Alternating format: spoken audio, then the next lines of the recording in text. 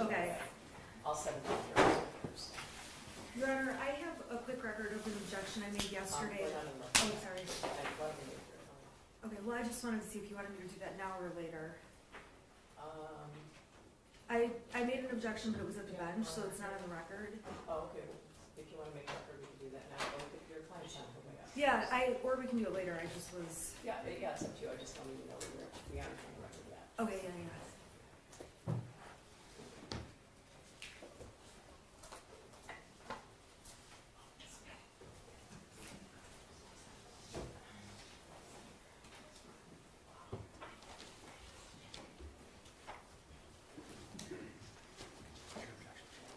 It's the only objection is when Karen said,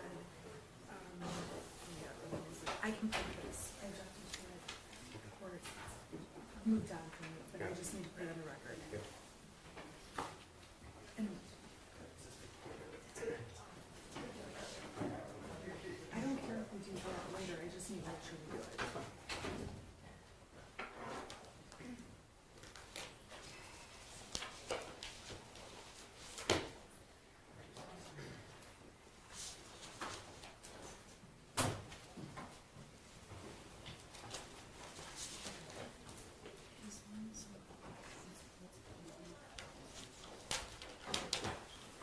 Did you guys test this stuff out? Yes. Is it all working? Yes. That's the second medical. Yes.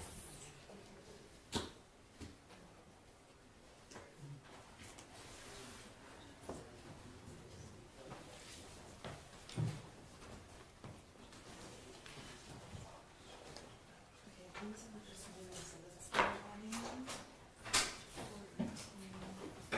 Elena, can you write these exhibits down? Yeah. No, I'm trying to go back to the last page of it.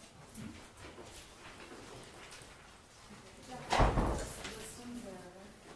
It's, photographs. Positions, and there's the curriculum detail. This number 422. Okay, it's 1, 2, 3, 4. And then, yeah, and then, cross that out. This is going to be the CD first, and then it's the 18. Oh, they added the 9. Oh, okay. I'm so sorry. Okay. So that's CD of that. Okay, I just put that down. Yeah. They've already got their names if you know. And we have no question.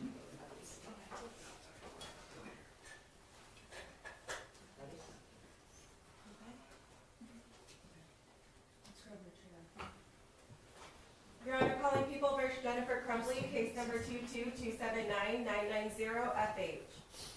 Good morning, Your Honor. Karen McDonald on behalf of the people. Thank you. Mark Keese on behalf of the people. And good morning, Your Honor. I'm Shannon Smith on behalf of Jennifer Crumbley, who stands to my right. Good morning, Your Honor. Sean Godwin, P7.500 for Jennifer Crumbley. Good morning. All 17 jurors are here. We're going to bring them in on this swear them in. I wanted to mention to you that having a bench conference isn't as convenient as it may have been in the past. Media has indicated that I should ask them to cut the microphones at a time when we do a bench conference, but I also want to know that, want to note that 16 and 17 are kind of up in my grill here, so it's difficult to have a bench conference. We might have to step into the hallway or do something, but I think that the two jurors who are sitting right here are able to hear what's said, so keep that in mind. All Thank right? you, Judge. All right, anything else you wanted to make, Mark? Your Honor, I just wanted to make a very fast record that yesterday during jury selection, I made an objection when Ms. McDonald stated she can prove this case. The court ended up instructing Ms. McDonald to move out and ask a question about if they would hold her to her burden. I just wanted to place that objection on the record. I don't recall specifically what was said, but obviously the record speaks for itself. I was intent on moving on, asking questions, so I don't remember exactly what was said. Thank you, Judge. And it was made in the course of jury selection conversation with the jurors, and the prosecutor can't prove the case, and why are we here to begin with? But this court did instruct the jurors appropriately. I believe jury selection process was conducted in accordance with all court rules and statutes. All right. I have one brief thing. It's come to your attention that one individual who was subpoenaed as a witness is in court today. I asked for a mutual sequestration of all witnesses except for the officers in charge of the investigation. I have no knowledge of who that is. Well, I certainly don't either. There's a mutual sequestration order, correct? Yeah, there is. Who's the, Megan Mirowitz. okay.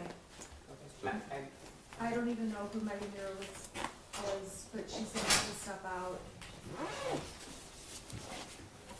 Oh, Well, I certainly don't know who that is. you have to step out because you've been subpoenaed. Is she on somebody's witnesses? She's She's on on, the list, Judge. yeah, On your witnesses? and they've subpoenaed her, so, okay. Right. Yeah, anyone who's a witness can't remain in a sequestration order. I want to caution everyone sitting here to be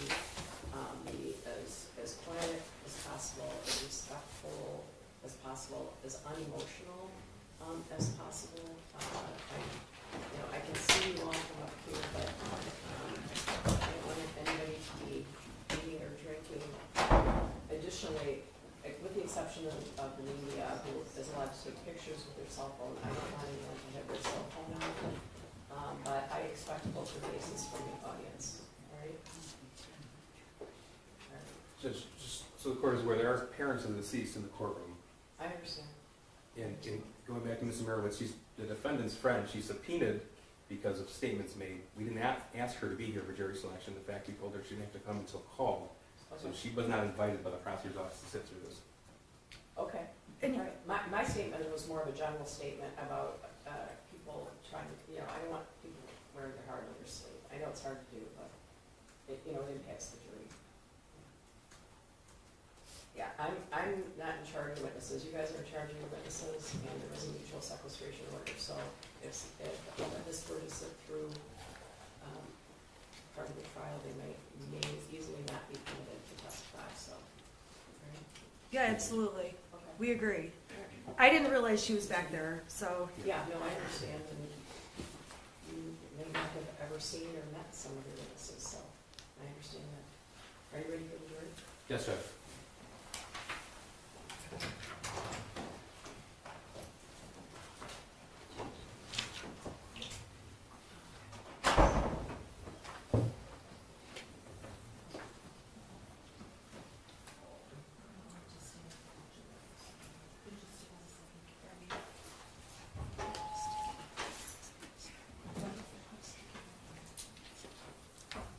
I know, okay, this one.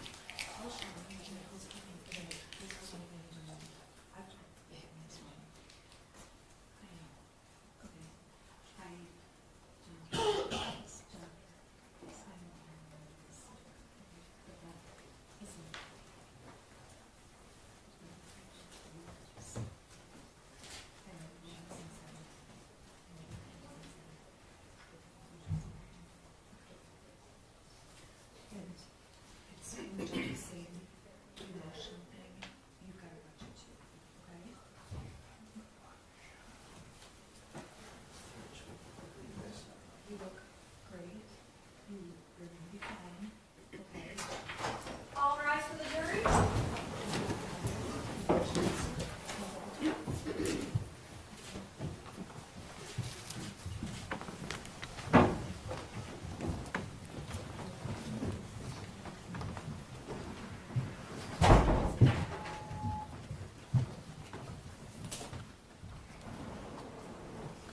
Good morning, thank you for being prompt.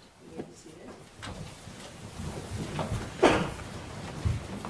I'm going to, I know you noticed that the media is here today. I want to reiterate that they will not be taking your picture, videotaping you, and they do not have your names.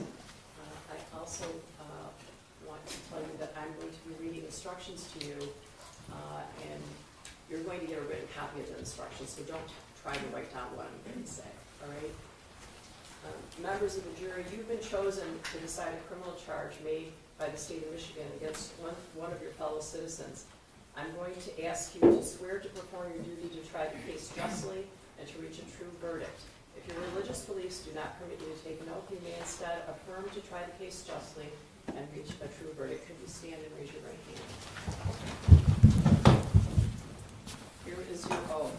Do Do each of you solemnly swear or affirm that in this action now before the court, you will justly decide the questions submitted to you, that unless you're discharged by the court from further deliberation, you will render a true verdict, and you will render your verdict only on the evidence introduced and in accordance with the instructions of the court, so help you God? Yes. Thank you. You may be seated.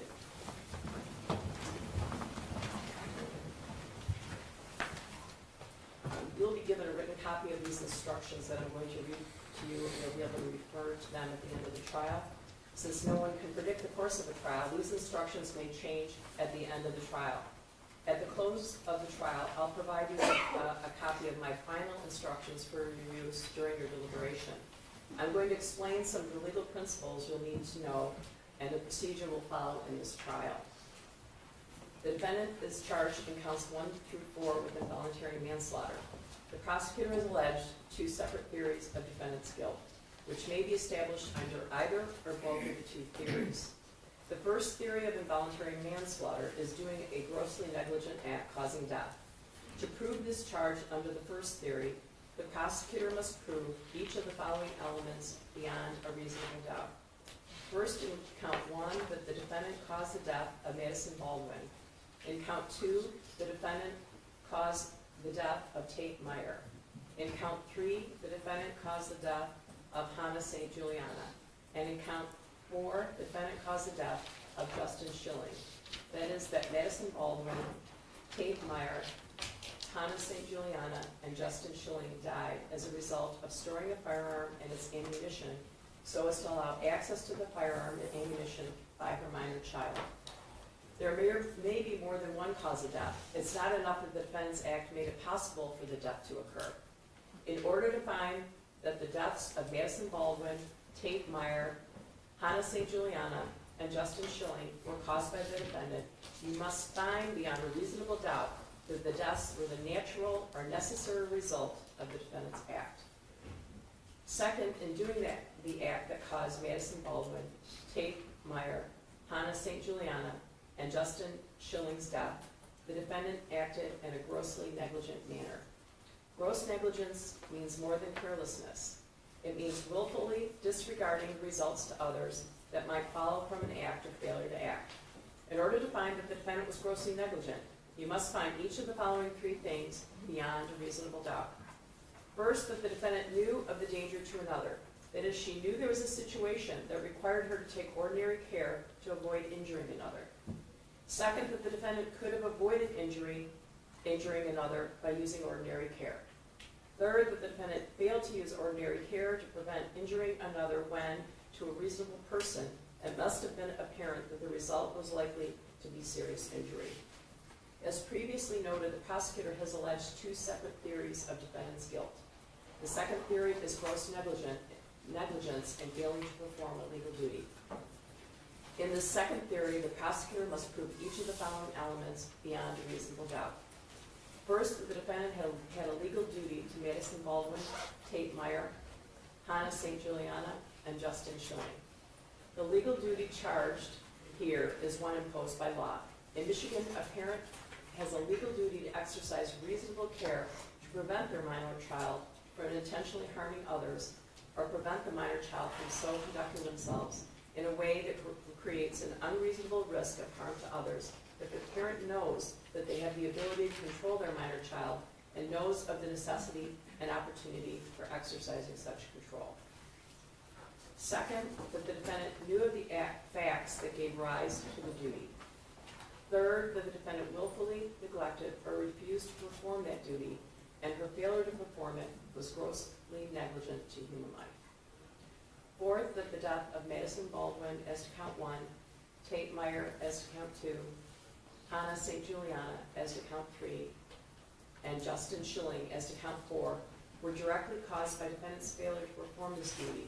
That is, that Madison Baldwin, Tate Meyer, Hannah St. Juliana, and Justin Schilling died as a result of defendant's failure to exercise reasonable care to control her minor child so as to prevent him from intentionally harming others or from so conducting himself so as to create an unreasonable risk of bodily harm to others, knowing that she has the ability to control her child, knowing of the necessity and opportunity to do so. There may be more than one cause of death. It's not enough if the Defendants Act made it possible for the death to occur.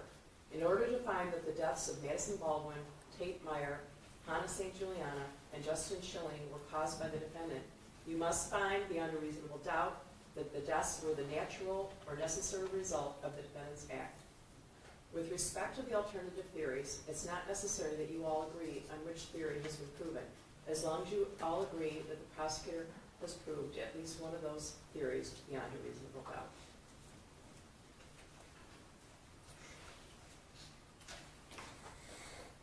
A person accused of a crime is presumed to be innocent.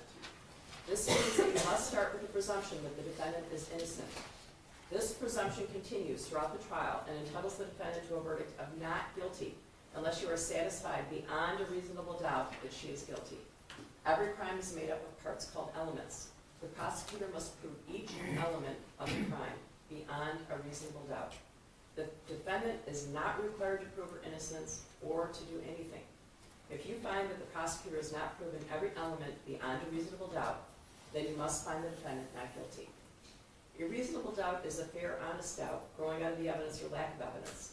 It's not merely an imaginary or possible doubt, but a doubt based on reason and common sense. A reasonable doubt is just that, a doubt that is reasonable after a careful and considered examination of the facts and circumstances of this case. The trial follows this procedure. First, the prosecutor makes an opening statement where they give their theories about the case. The defendant's lawyer does not have to make an opening statement, but she may make an opening statement after the prosecutor makes theirs, or she may wait until later. These statements are not evidence. They are only meant to help you understand how each side views the case. Next, the prosecutor presents evidence. The prosecutor may call witnesses to testify and may show you exhibits like documents or objects.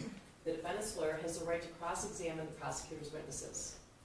After the prosecutor has presented all of their evidence, the defendant's attorney may also offer evidence, but does not have to. By law, the defendant does not have to prove her innocence or produce any evidence. If the defense does call any witnesses, the prosecutor has the right to cross-examine them. The prosecutor may also call witnesses to contradict the testimony of the defense witnesses. After all the evidence has been presented, the prosecutor and the defendant's lawyer will make their closing arguments. Like the opening statements, they are not evidence. They are only meant to help you understand the evidence and the way each side sees the case. You must base your verdict only on the evidence. My responsibilities as the judge in this trial are to make sure that the trial is run fairly and efficiently, to make decisions about evidence, and to instruct you about the law that applies to this case. You must take the law as I give it to you. Nothing I say is meant to reflect my own opinions about the facts of the case. As jurors, you are the ones who will decide this case. Your responsibility as jurors is to decide what the facts of the case are. This is your job and no one else's. You must think about all the evidence and all the testimony, and then decide what each piece of evidence means and how important you think it is. This includes how much you believe what each of the witnesses said. What you decide about any fact in this case is final.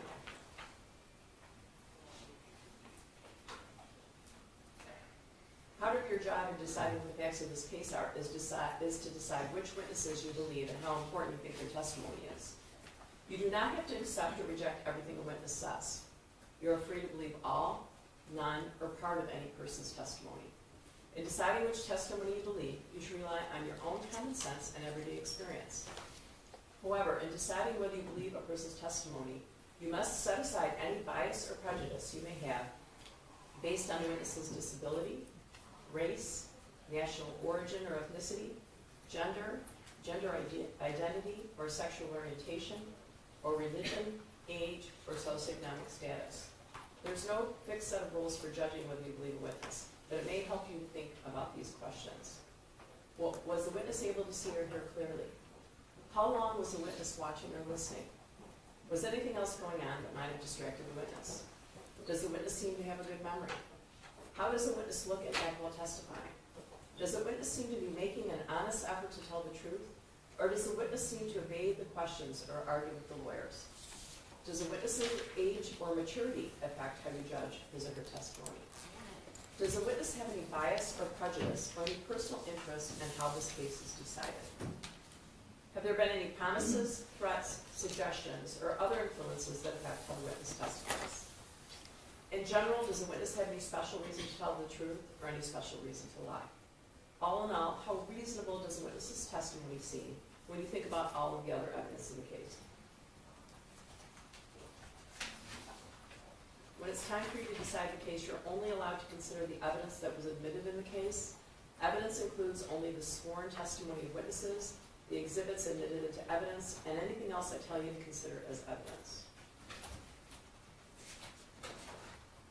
The questions the lawyers ask are not evidence. Only the answers are evidence. You should not think that something is true just because one of the lawyers asks questions that assume or suggest that it is. I may ask some of the witnesses questions myself. These questions are not meant to reflect my opinion about the evidence. If I ask questions, my only reason would be to ask about things that may have not been fully explored. I usually assume that if I don't understand something that a witness is saying, that one of the jurors might be sharing that confusion. So if you can't hear something that is being said or presented, or if you can't see or hear a witness, please raise your hand immediately. All right? During the trial, the lawyers may object to certain questions or statements made by the other lawyers or witnesses. I'll rule on these objections according to the law. My rulings for or against one side or the other are not meant to reflect my opinions about the facts of the case. Sometimes the lawyers and I will have discussions out of your hearing.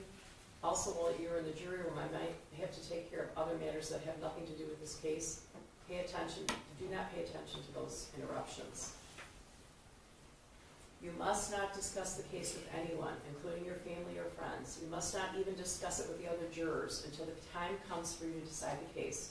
When it's time for you to decide the case, I'll send you to the jury room for that purpose. You're in 2 different jury rooms right now, but you'll obviously be in one jury room when there's 12 of you deliberating. When it's time for you to decide the case, I'll send you to the jury room for that purpose. Then you should discuss the case amongst yourselves, but only in the jury room and only when all the jurors are there. You must not talk to the defendant, the lawyers, the witnesses, or anyone who may be connected to the case. You might see one of the lawyers in the hallway and they won't even say good morning to you. There's a reason for that. This means that you may not speak to these individuals, even if it has nothing to do with this case. You should be very cautious about speaking to people because you may inadvertently speak to someone connected to this case. This restriction is necessary to avoid even the appearance of any improper conduct on any person's part. If anyone tries to discuss the case with you or in your presence, tell them to stop. Explain that you are a juror and you're not allowed to discuss the case. If they continue, leave. Report the incident to court staff as soon as you return to court. When the trial is over, these restrictions no longer apply. When the trial is over, you may, if you wish, discuss the case with anyone. Please wear your badges the entire time you're in the courthouse. Right? During the trial, do not read, listen to, or watch any news reports about the case. Under the law, the evidence you must consider to decide the case must meet certain standards. For example, witnesses must swear to tell the truth, and the lawyers must be able to cross-examine them. Because news reports do not have to meet these standards, they could give you incorrect or misleading information that might unfairly favor one side. So to be fair to both sides, you must follow this instruction. The restrictions I'm about to describe are meant to ensure that the parties get a fair trial. In our judicial system, it's crucial that jurors are not influenced by anything or anyone outside the courtroom. Under the law, the evidence you must consider has to meet certain standards. For example, witnesses must swear to tell the truth, and the lawyers must be able to cross-examine them. Because information obtained outside the courtroom doesn't have these safeguards, it could give you incorrect or misleading information that might unfairly favor one side or another. These restrictions start now and continue until I discharge you from jury service. It's your duty as a juror to decide this case based solely on the evidence you see and hear in this courtroom. You must not consider information that comes from anywhere else. This means that until you deliver your verdict, you must not read, watch, listen to, or receive any information, including opinions or commentary about the case, whether in newspapers, on television, the radio, the internet, or on social media platforms. You also must not research any aspect of the case during the trial. This means research using a cellular phone, computer, or other electronic device to search the internet, as well as research with traditional sources like dictionaries, reference manuals, newspapers, or magazines. You must not investigate the case on your own or conduct any experiments concerning the case. including investigation or experiments using the internet, cellular phones, computers, or other electronic devices. You must not visit the scene of any event at issue in this trial. If it's necessary for you to view the scene, the court staff will take you there as a group under court supervision. You must not consider as evidence any personal knowledge you have of the scene. You must not share any information about the case by any means, including cellular phones or social media. This means that even if you're not discussing the case with someone else, you may not post any information about the case on social media websites or any other matter. If you discover that a juror has violated my instructions, please report it to my staff immediately. You may take notes during the trial if you wish, but of course you don't have to. If you do take notes, you should be careful that it doesn't distract you from paying attention to all the evidence. Sometimes people are taking notes and they don't hear the next question and answer. When you go to the jury room to decide your verdict, you may use your notes to help you remember what happened in the courtroom. If you take notes, do not let anyone except the other jurors see them during deliberations. You must give them to my clerk when you leave each evening. Your notes will not be examined by anyone, and when your jury service concludes, your notes will be collected and destroyed. At this point, I always like to tell jurors it's possible to replay a witness's testimony upon your request. We have our IT department come up off our videotape courtroom, so the witness's testimony is being videotaped. I'd like to tell you this caveat. You would be required to hear the entire witness's testimony, not just the portion of interest. You can't all fast forward to a certain part and all yell, aha. Okay? It's the only way it's fair to both sides. If we hear a witness's testimony, we have to hear the entire thing. All right? There is more than one defendant involved in this matter. You should consider only the evidence presented in this defendant's trial. Each is entitled to have his or her case decided on the evidence and the law that applies to him or her. You can see that we've chosen a jury of 17. After you've heard all the evidence in my instructions, we'll draw lots to decide which of you will be dismissed to form a jury of 12. Okay, there's 17 of you because life happens, all right? But I did order you all last night to stay healthy, so I hope you're doing fine. All right. Possible penalty should not influence your decision. If you find the defendant guilty, it is my duty to fix the penalty within the limits provided by law. I'll definitely be giving you more instructions during the trial. After all the evidence has been presented, you'll hear the lawyer's closing arguments. Following the closing arguments, I'll give you additional instructions about the rules of law that apply to this case. You should consider all of my instructions as a connected series. Taken all together, they are the law you must follow. After my final instructions, you'll go to the jury room to decide on your verdict. A verdict must be unanimous. That means each juror must agree on it, and it must reflect the individual decision of each juror. It's important for you to maintain an open mind and not make a decision about anything in this case until you go to the jury room to decide the case. You must not let bias, prejudice, or public opinion influence your decision. Each of us may have biases or perceptions about other people based on stereotypes. We may be aware of some of our biases, though we do not express them. We may not be fully aware of some of our other biases. Take the time you need to test what might be automatic or instinctive judgments and to reflect carefully about the evidence. I caution you again to avoid reaching conclusions that may have been unintentionally influenced by stereotypes. You must reach your own conclusions about this case individually, but you should do so only after listening to and considering the opinions of the other jurors who may have different backgrounds and perspectives from yours. I think, did everyone fill out a menu for lunch this morning? I guess I didn't ask my staff whether there were any special dietary needs. Those could be accommodated by tomorrow, but maybe not today. So everybody filled that out? All right.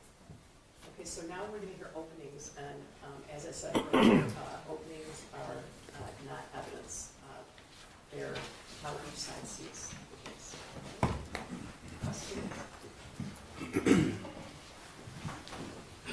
Good morning, everybody.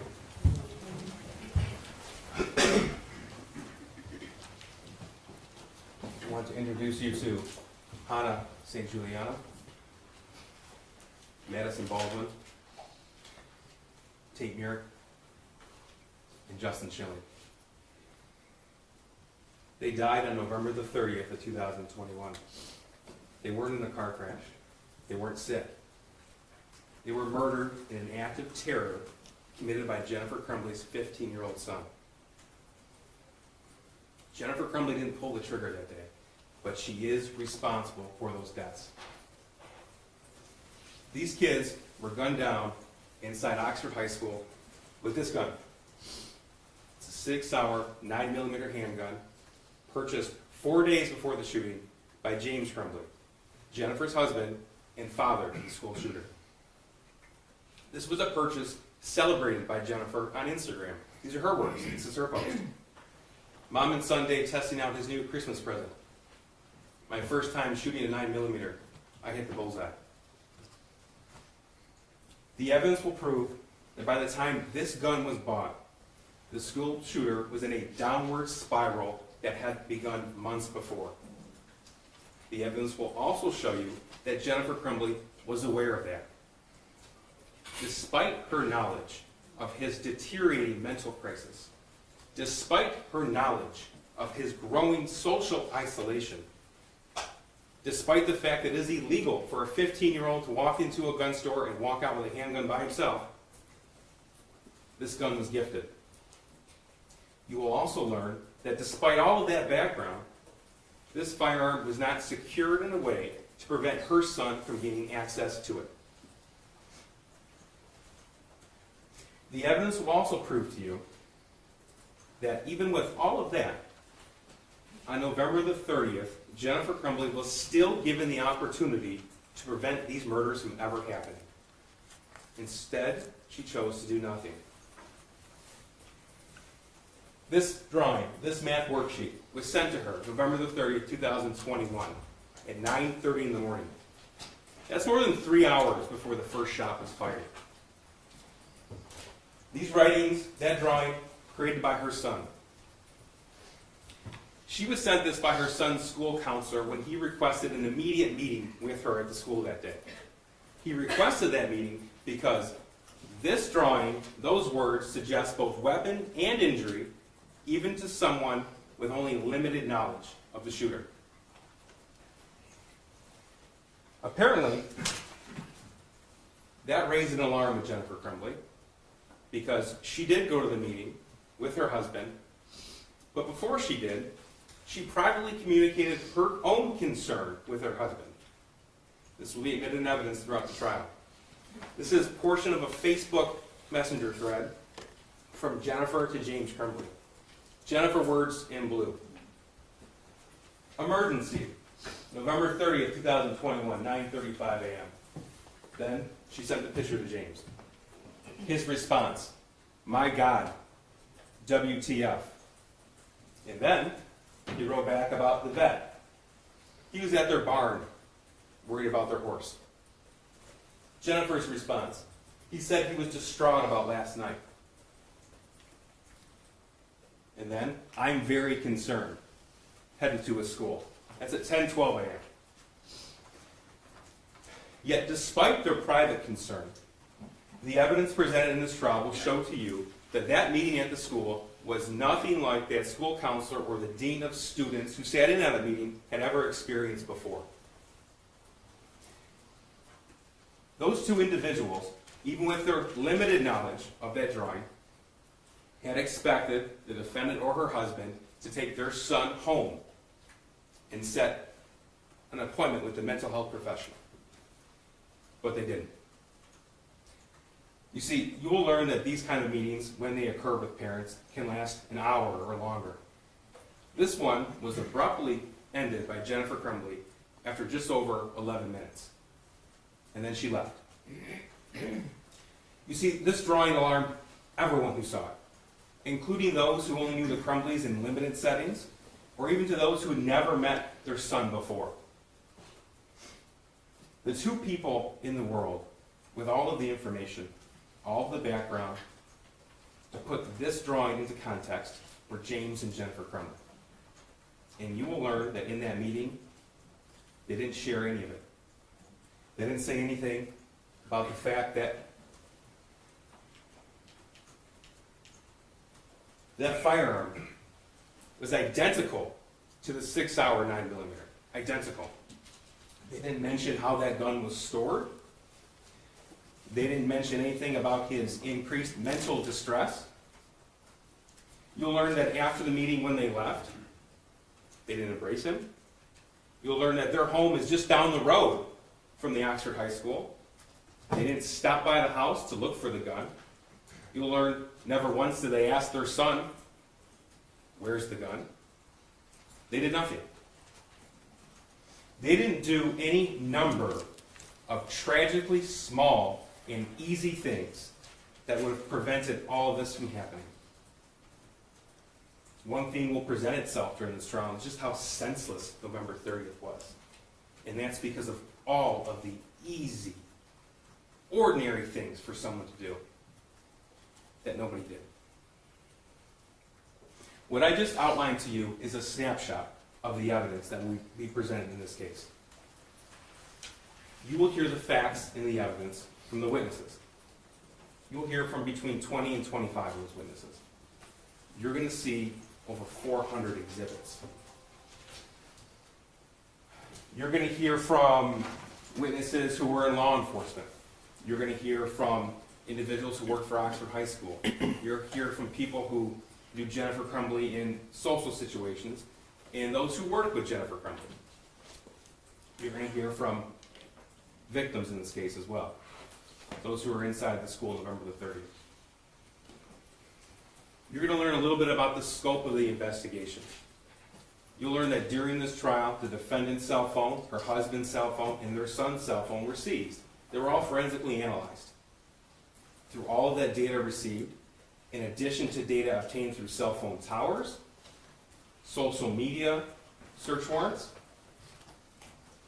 through information received through banking records, GPS pings, from gun ranges, all this information will be presented to you, and you'll be able to obtain a digital footprint of the Crumbley family. And you'll get an idea, you'll get a view into the Crumbley life in the days, the weeks, the months preceding the shooting. You're also going to learn a little bit about the aftermath of the shooting. Specifically, you're going to see a pattern emerge in Jennifer Crumbley after the shooting on November 30th. That pattern will include and show you that she immediately began to downplay and downright lie about her level of knowledge of her son and that weapon and that drawing on November the 30th. This pattern will continue up until the time that she and her husband are found hiding from the police in Detroit. This pattern will show you that her first instinct was to lie, her second was to run. Now, the evidence will show you that she didn't pull the trigger, but she's responsible. But there is no claim that she gifted that firearm to her son knowing he was going to commit the attack. There's no claim that she wanted him to commit the attack. So how can she be held responsible when her son pulled the trigger? And the answer is, she's not charged with murder. She's charged with involuntary manslaughter. You see, murder it's an intentional killing. Involuntary manslaughter, by definition, is unintentional. It's rooted in negligence. You've heard Judge Matthews tell you that every crime is made with something called elements. This is no exception. You're going to learn that involuntary manslaughter is committed when someone's acts or their failures to act or their failures to perform their legal duty were grossly negligent, and that gross negligence was a cause of death. A cause of death, not the cause of death. And that's very important because, as you've heard, and you'll hear again and again in this trial, that in a case such as this, when somebody else was a cause of death, the person who was grossly negligent can and still will be held responsible. That is, if the person who pulled the trigger, if the shooter in this case, his act was reasonably foreseeable to the defendant.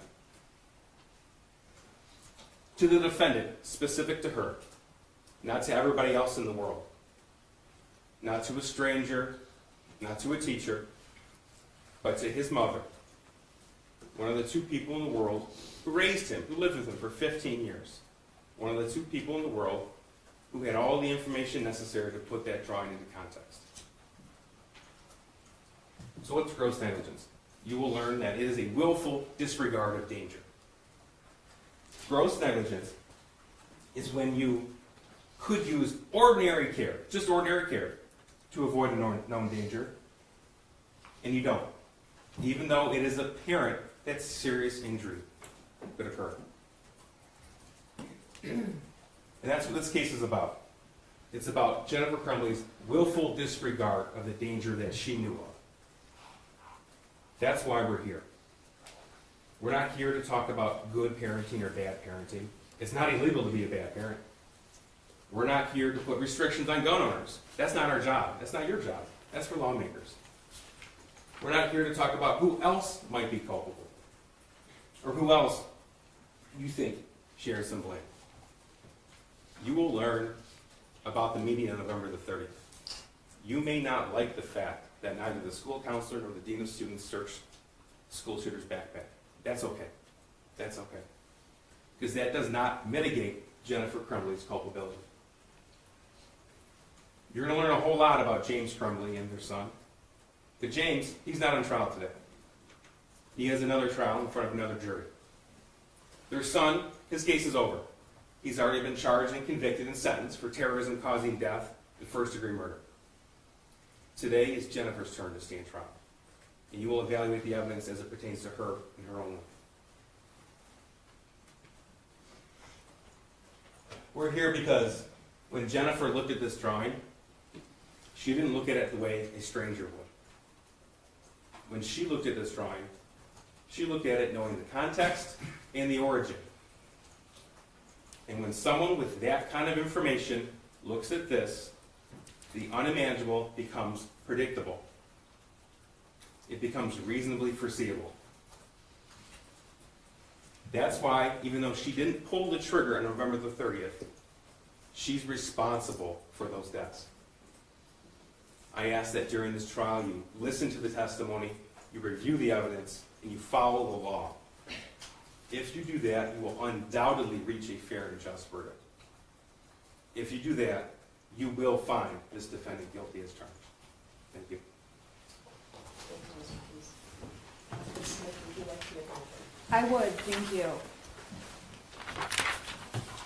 Your Honor, is it okay if I just move this? Oh, you can move it anywhere you want, there's less stuff. There's cords and stuff. So I'm sorry, don't Sean, can rush. you just help me? I'm gonna pull it just forward, Rush this through quickly. and I'm gonna keep it to the side, because I don't need it.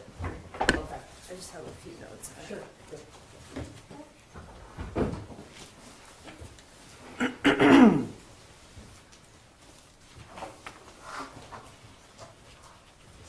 What's wrong?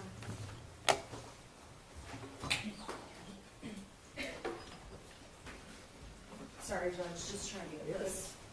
Okay.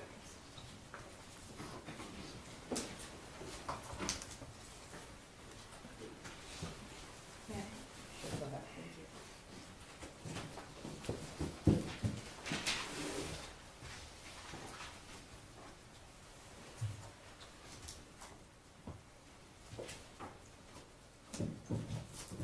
On my way to court today, I blasted Taylor Swift to warm up my voice and calm my nerves. And there was a line in one of her songs that summarized what this case is about. Band-Aids don't stop bullet holes. And that's what this case is about.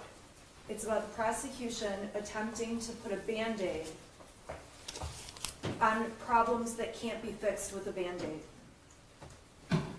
The prosecution has charged Jennifer Crumbley with involuntary manslaughter in an effort to make the community feel better, in an effort to make people feel like someone is being held responsible, in an effort to send a message to gun owners, and none of those problems will be solved by charging Jennifer Crumbley with involuntary manslaughter. It's the same effect as when your child comes to you with a boo-boo and you give them a Band-Aid that they put on that doesn't take away the pain and can't undo what's happened to them.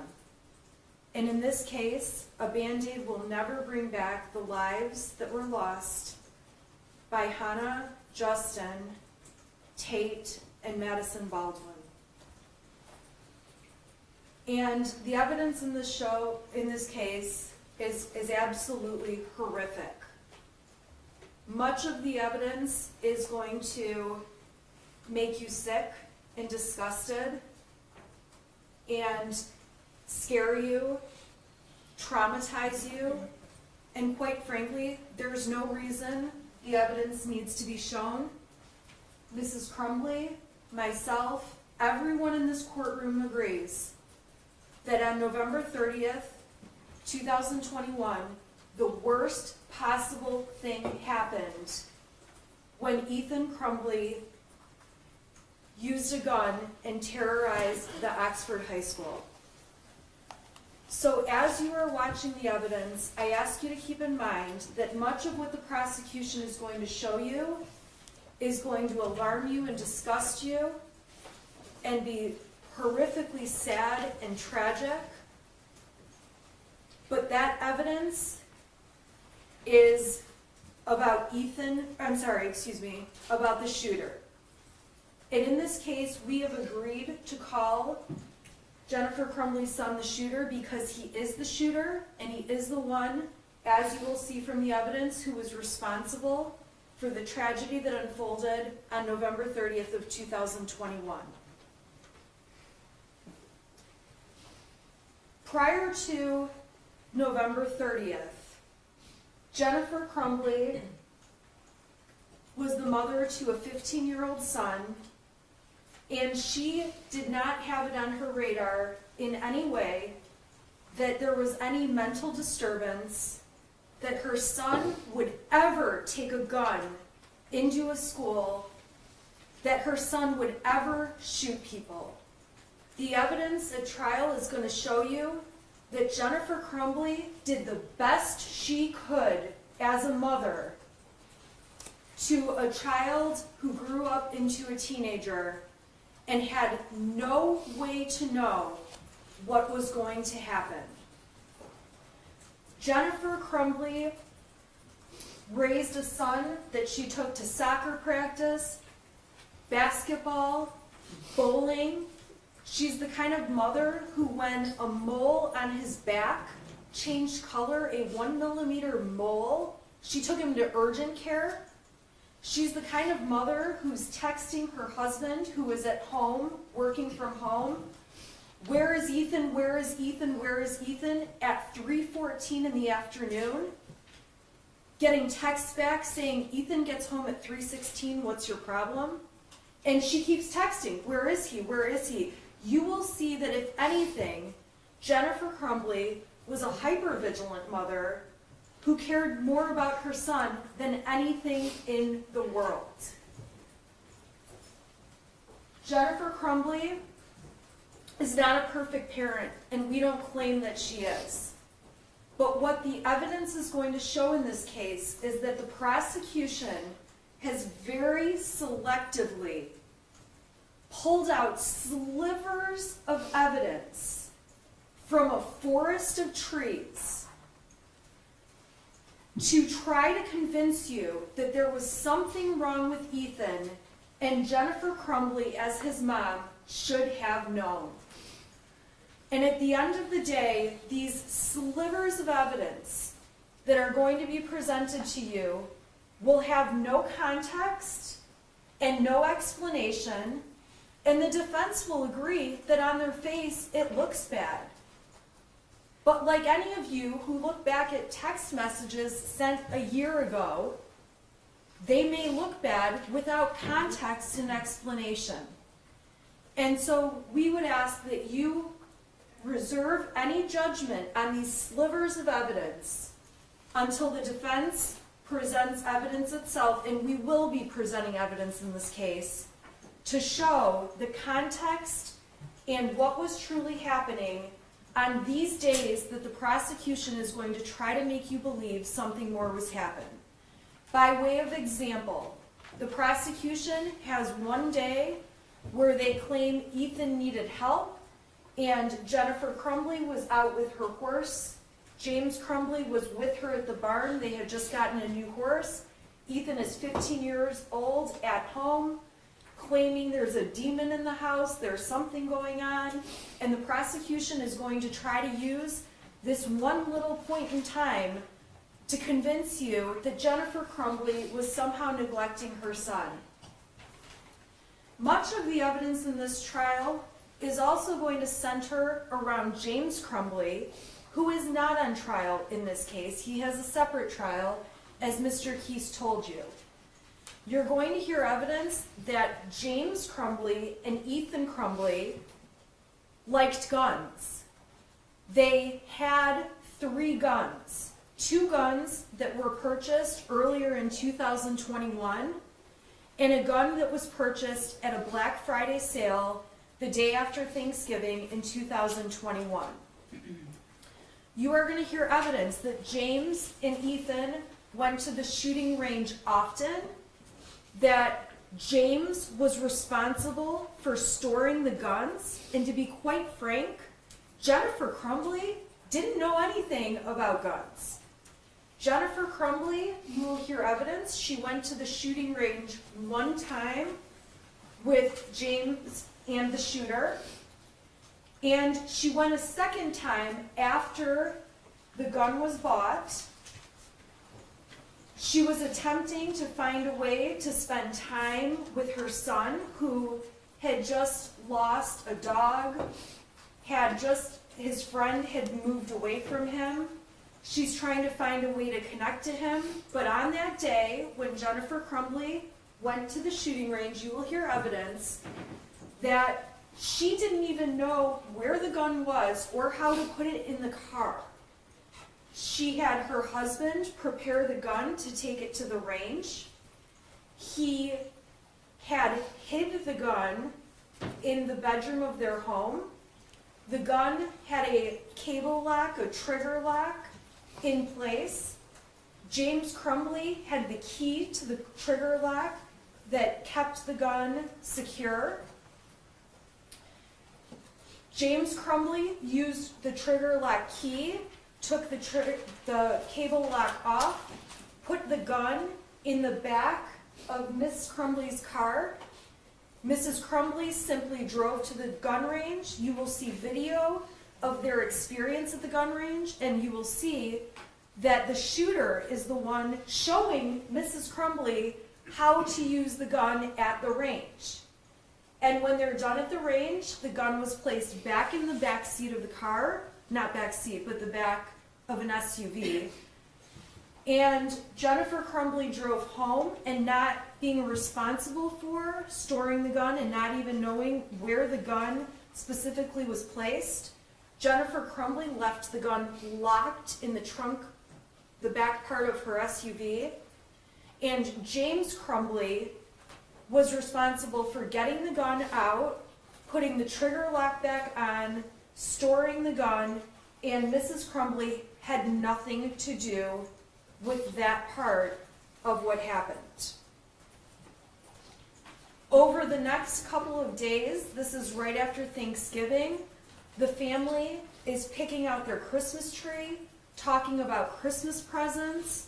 There was certainly some sadness in the shooter's life, but nothing that would have amounted to any reason to believe he's going to shoot people or commit a school shooting. You will hear testimony that on the day of the shooting, Jennifer Crumbley went to work. She is essentially the breadwinner at this time. Mr. Crumbley was in between jobs. He's about to get a job offer. Mrs. Crumbley is trying to keep the household finances up. She's at work, and she finds out through an email and text message that her son has drawn this alarming drawing the prosecution put on the screen. Jennifer freaks out when she sees the drawing. You will see the text messages that show she's urgently texting her husband, emergency, call me now, and she races out of work and goes to the school. Upon arriving at the school, she meets with Sean Hopkins, the school counselor. She meets with Nick Ejak, the school principal, and she meets with James Crumbley and the shooter. And they are all in a room together where the shooter explains why he has put together this drawing and what the drawing means. The family and the school talk about how a counselor would be a good idea for the shooter to get into some kind of counseling. The meeting is not nearly as severe as Mrs. Crumbley was initially expecting. Trained professionals at the school who evaluate children represent that the shooter is of no risk to anyone and they allow him to stay in school.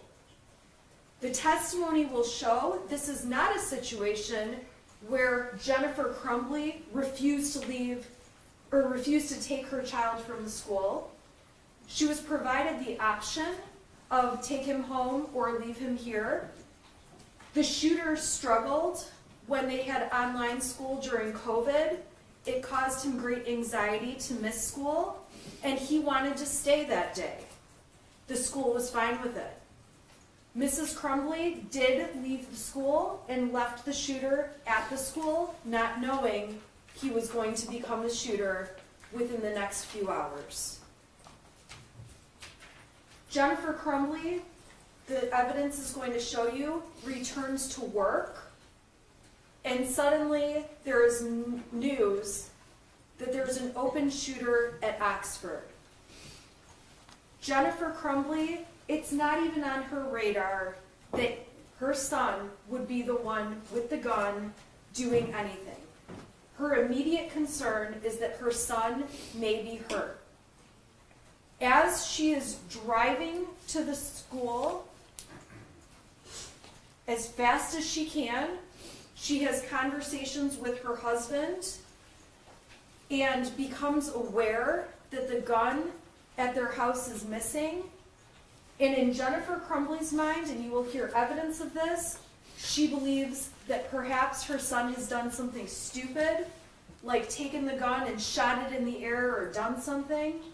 She knows he's still alive and believes that it's going to be okay. Whatever's happened, they can cross that bridge. A little bit later, there's more conversations, and Mrs. Crumbley becomes concerned that the shooter is actually attempting suicide. And Jennifer Crumbley texts her son, "Ethan, don't do it." It still has not crossed her mind that he would ever shoot another person. Ultimately, Jennifer and James Crumbley are called to the substation where they learn that their son has become a school shooter and has shot people and that there are fatalities.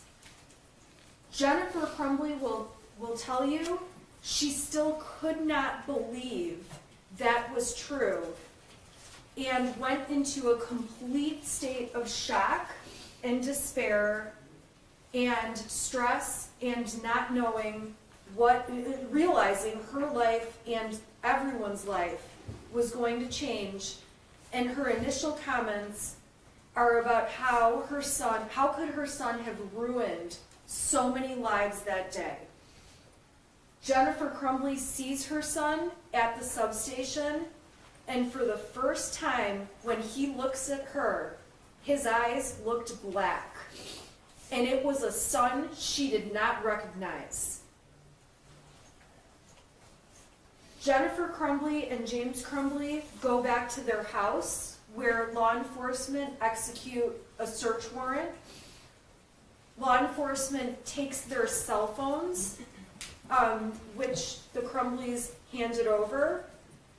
The Crumbleys have to go and buy burner phones or track phones so they have something to use to be in touch.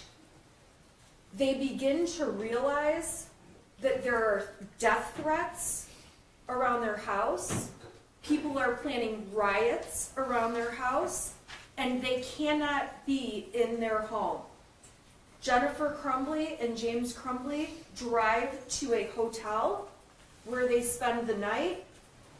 They are trying to figure out what is happening, and all Jennifer can think about are the things she believes she can control, like keeping her job, keeping health insurance, figuring out money, figuring out lawyers, and trying to digest what has just absolutely tragically unfolded. In the days following the event, while the prosecution says the evidence will show Jennifer Crumbley is lying, Jennifer Crumbley is truthfully telling the world she had no idea, and finding out that she is about to be charged in this Band-Aid effort by the prosecution with involuntary manslaughter. Jennifer and James Crumbley go to the bank. They're advised by friends and family, and you will hear testimony that their money could all be taken out of their accounts, and they know they need money to be able to live and hire lawyers and figure out what to do. They withdraw all of the money from their bank account.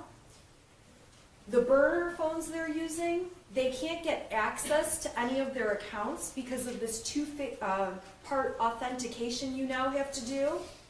So they go to the Metro PCS store where they buy new telephones that they can actually use to access their social media, their accounts, their contacts, and they end up with multiple cell phones. After that, they work to find lawyers. They don't know what to do. They don't understand what they're being charged with. They're under the stress of knowing their son is gone, and life will never be the same, undoubtedly. And on Friday, December 3rd, the Crumbleys find out when a press conference is held that they are being charged with 4 counts of involuntary manslaughter. And at that point, they attempt to try to figure out what to do, where to stay, where to go, what to do. And they ultimately ask a friend if they can stay at his art studio until they know where to go and what to do. They make plans to turn themselves into the court on Saturday morning, because remember, this is late in the day Friday. Saturday morning at 8:30 when the court opens up and does weekend arraignments.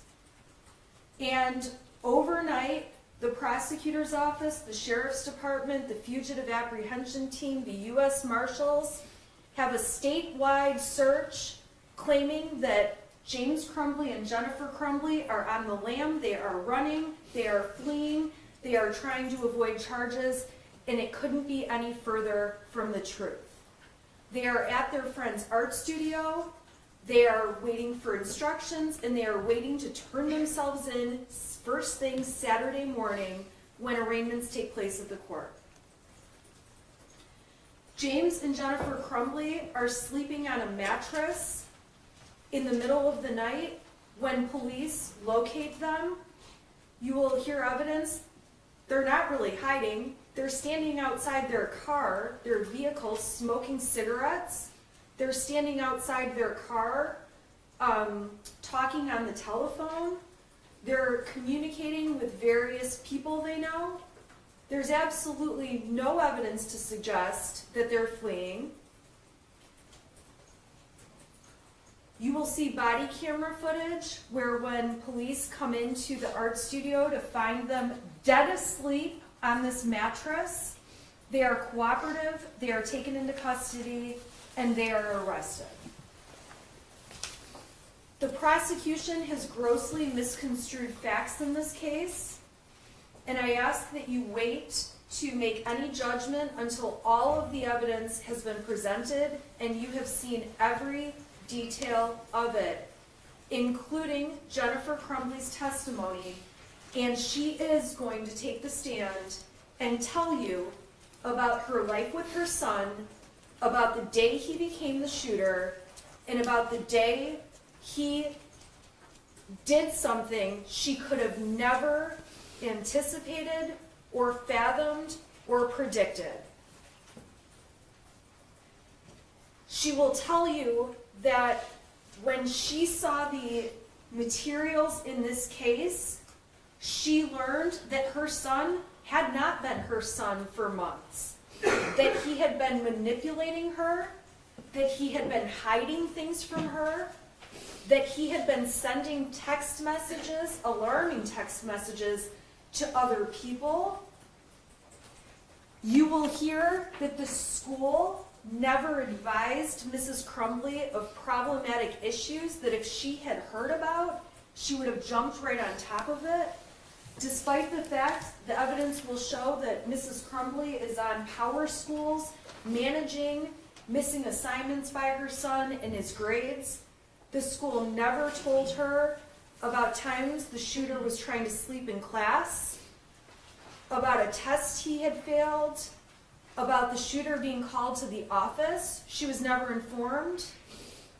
You will hear testimony she was never informed that the shooter wrote an autobiographical get-to-know-you poster where he says he feels terrible and his family's a mistake. The school never notified Mrs. Crumbley of this. You will hear testimony that the school never notified Mrs. Crumbley that the shooter was having a, quote, rough time when he spoke to the school counselor. You will hear testimony that the school never notified Ms. Crumbley that previous work found in the shooter's files showed that it leaned a little bit towards the violent side. You will hear testimony that the school never told Mrs. Crumbley about an index card the shooter wrote in class that had odd responses with a drawing of a loaded gun magazine and a person holding it out. You will hear that Mrs. Crumbley was never told much of the information the school had.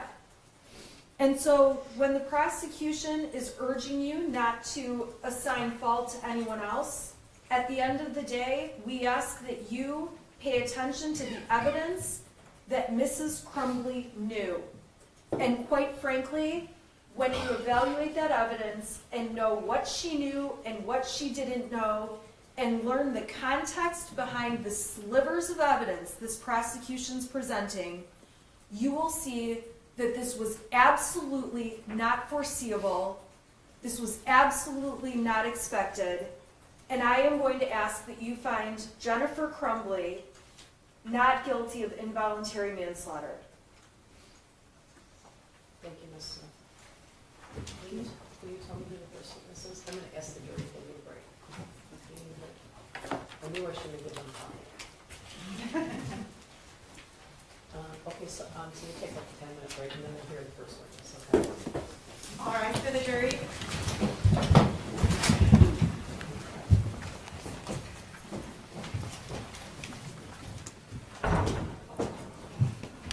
All right.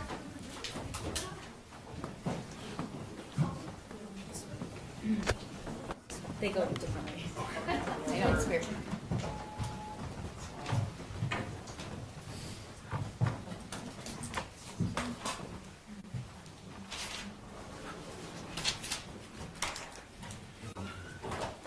You may be seated. Who's the first witness? They're not. Okay, can she demonstrate? Your Honor, I need to run to the bathroom. Do you need to go to the bathroom? She's okay unless the deputies need, I think they need to take her downstairs.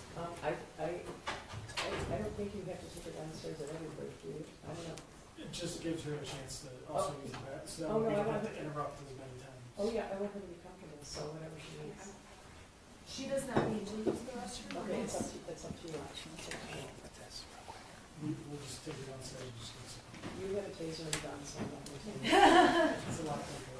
Your Honor, what time are we planning to be back? Just, by 10 o'clock. Okay, thank Yeah. you. Yeah, I'll we be back. I had to go quickly, so whatever you guys want to do. All right.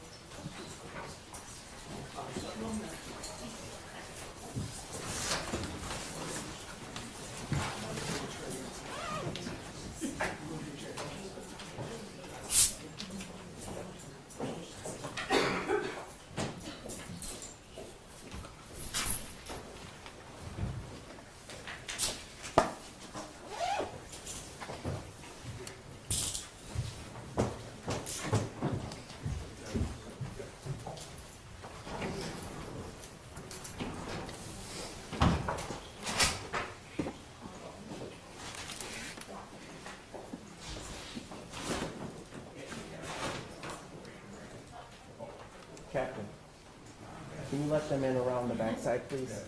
The prosecutor.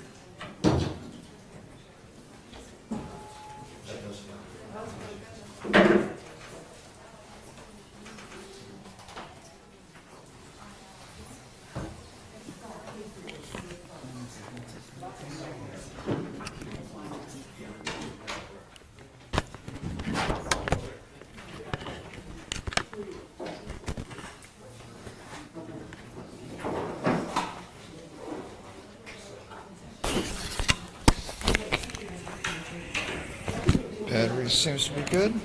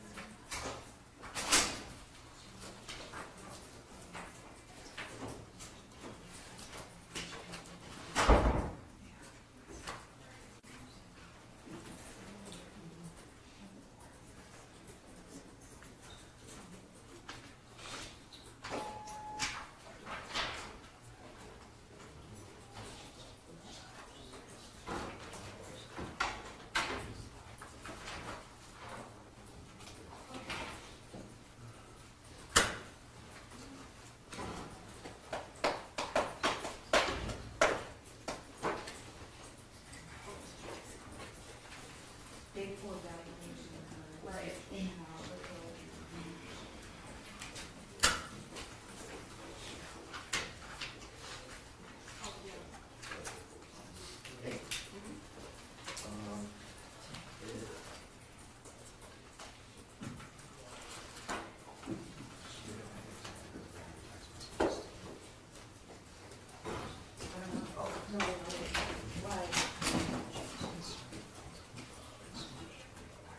Oh, I have This that. is missing. No, it's not, I found it, here. Great, Here. that was the wrong. You show her, I had to find it last night. Yeah. I found it last night because I knew she was asking me about it, and I was like, I don't remember where that was. Just trying to parse out this stuff. I know that she was worried about that.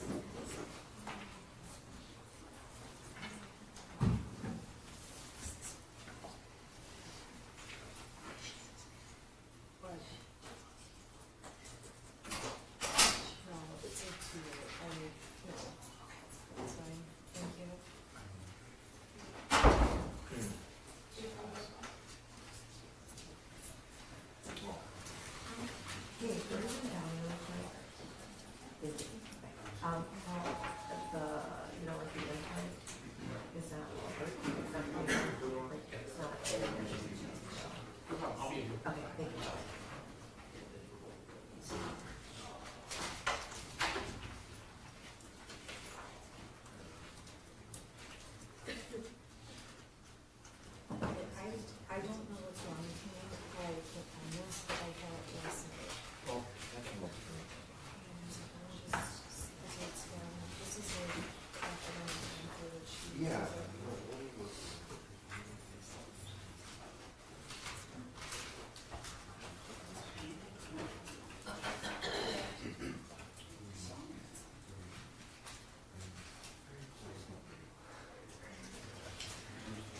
I already know I will worry about this because it's gonna be. Hey, Don't worry about it. Forget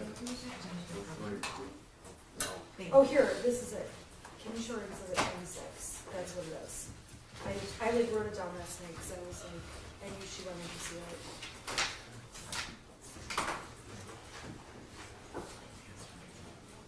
All right, I But wrote I it. have a reading downloaded. Okay. File supplies, so we got something else with-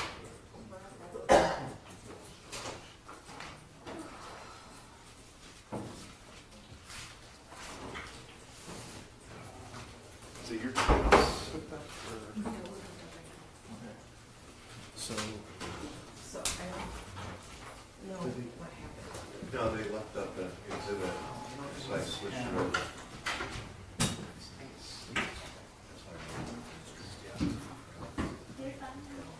Oh, thank you. They can see the image on the witnesses. Oh,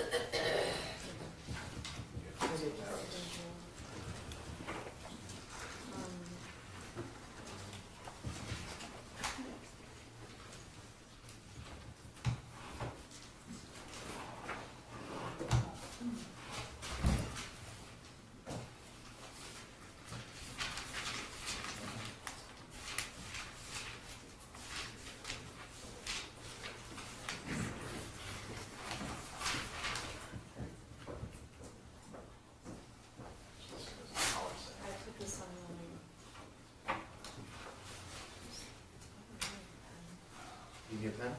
No, I have like, Up here. no, I have to have a pen over. Oh, okay. I'm insane. Which you've probably heard of too. Okay, I took a breath, right, and then these are my opening comments. Okay, thank you.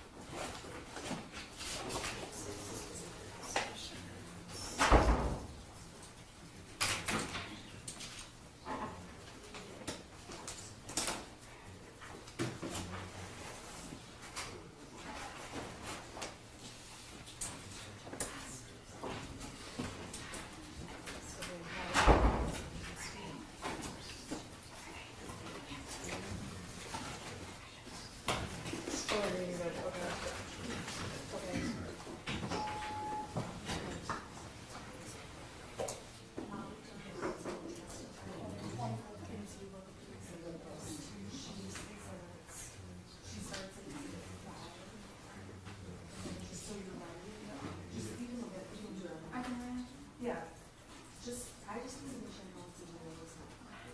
So she's gonna get 5, 6, 7, 8.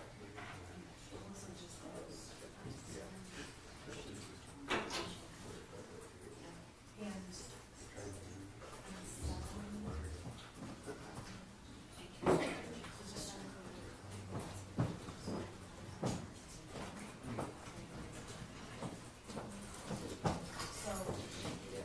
5, 6.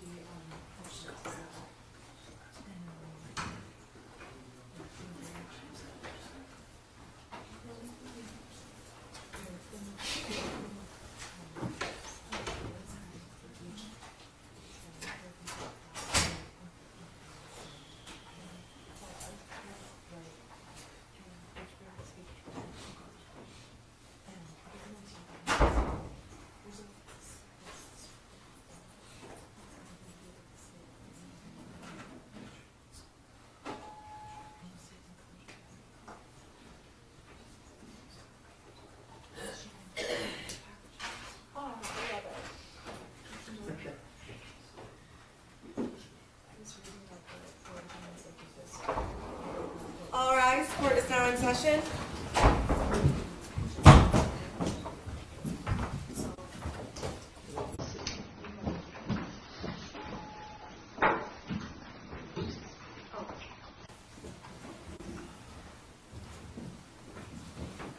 What do you do for assholes?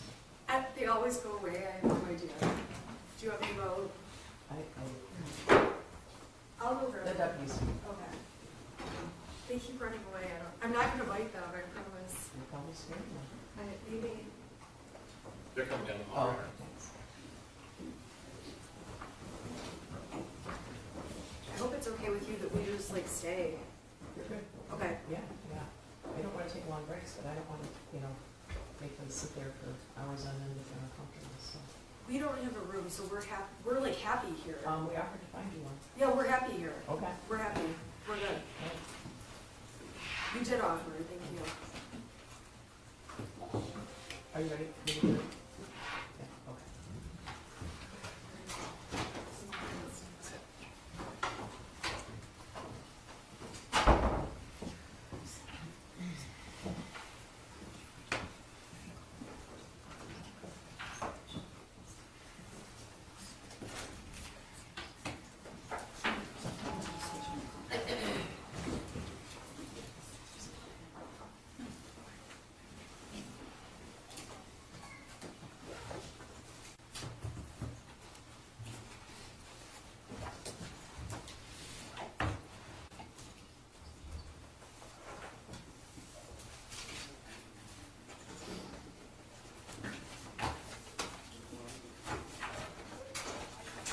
All rise for the jury.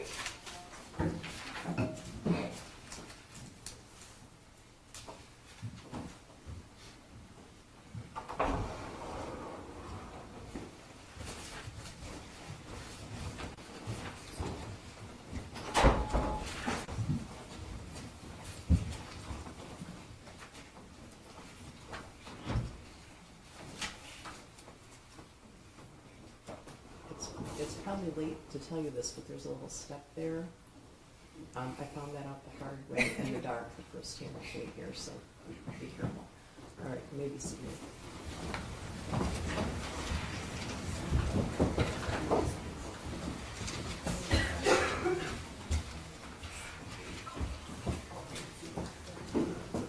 Your Honor, calling people versus Jennifer Crumbley, case number 222799990 FH. Thank you, Marquise, on behalf of the people. Karen McDonald is here as well. And thank you, I'm Shannon Smith on behalf of Jennifer Crumbley. Sean Godwin. Who's the first witness? Molly Darnell. Okay. Ms. McDonald just reviewed from Molly. Your Honor, just before.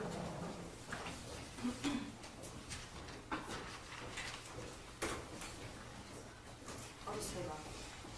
I'm sorry? There's one exhibit that the prosecution is going to introduce that I'm going to object to. I just want to let the court know. Do you know what number it is?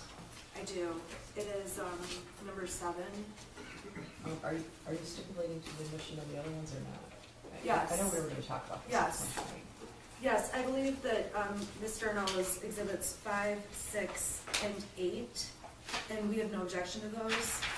7 we do, and I believe that's already been a ruling by the court. I just have to continue my objection. Okay, so this was ruled on previously? Yes. Correct. Okay. All right, so 7 was already admitted in the written opinion? It was, right? Judge. Okay. I just have to maintain my objection. Sure. Thank sure. you. Okay, For the record, that is a portion of the Oxford High School surveillance footage. correct. Okay, And for the record, we just think that it's not necessary. all right. All right. Could you step forward?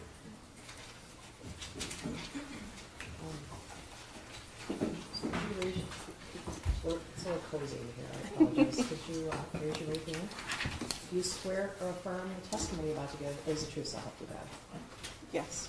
Okay, you can be seated. And then, could you state your name for the record, and spell your first and last name? My name is Molly Darnell, Mollydarnell. Go ahead, prosecutor. Good morning. Good morning. I'm going to call you Molly. I assume that's okay. That's okay. Okay. Molly, can you tell the jury what your profession is? I'm an educator. Where Are you a teacher? I am a teacher. Okay. And who is your employer? Oxford Schools. Okay. How long have you been in, how long have you worked for Oxford Schools? I started working for Oxford in the fall of '98. Okay. Would that be your entire career? That is my entire career. Okay. And you stayed in that one school district? Correct. Okay. Your current position is what? I work for Oxford Virtual Academy. All right. And when did you begin that position? I began that position 18 months ago. Okay.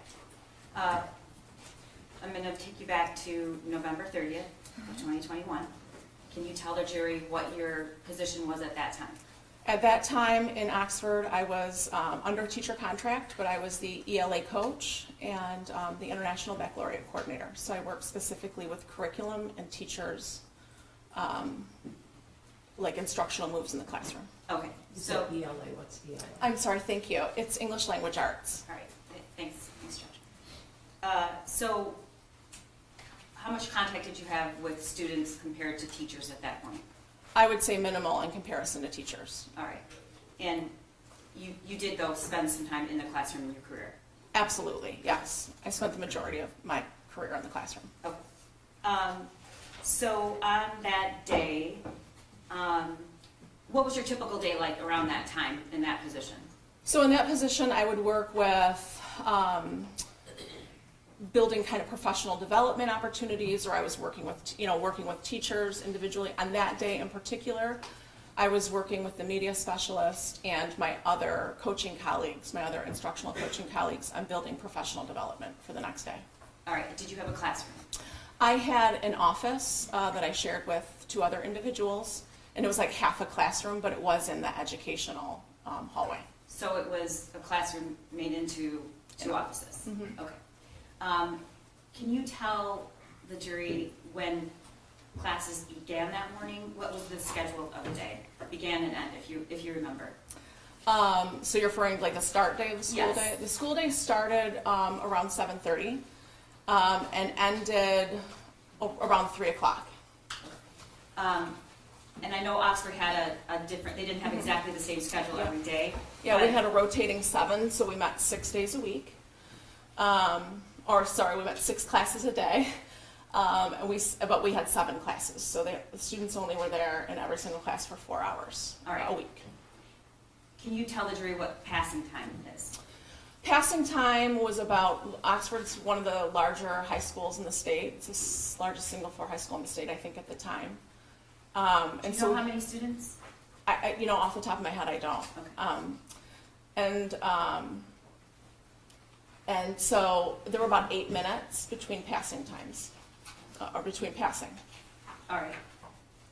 November 30th, 2021, were there any COVID protocols still in place? Yes, we were still in masks at that point in time, yes. And were lockers being used? Lockers were not being used. Okay, so how were the kids getting their things from class to class? They were carrying book bags. Yep. I'm going to show you what's been marked as people's proposed Exhibit 5. I don't believe there's an objection, Your Honor. That's When I- correct, Your Honor. When I say I'm going to show you, it's going to be on this screen and this screen. Okay. Molly, what is that? That's the layout of the high school. All right, so that's a map of the school. Correct. Okay. And can you tell me where your classroom/office was? So if you're looking at that yellow portion, I am, thank you. I am where you see 222, and then there's 226. I'm that little sliver right in between there, and that was 224. Okay, Mark's going to show you Yep. on the map. He's Correct. not letting me have access to the clicker for the Yeah. trial, so I'm relying on him. Okay, so is that your classroom? Yes, that like little sliver where you can see, it looks like a bunch of names are written in there. Mm-hmm. That was the room that I was in, yes. Okay. And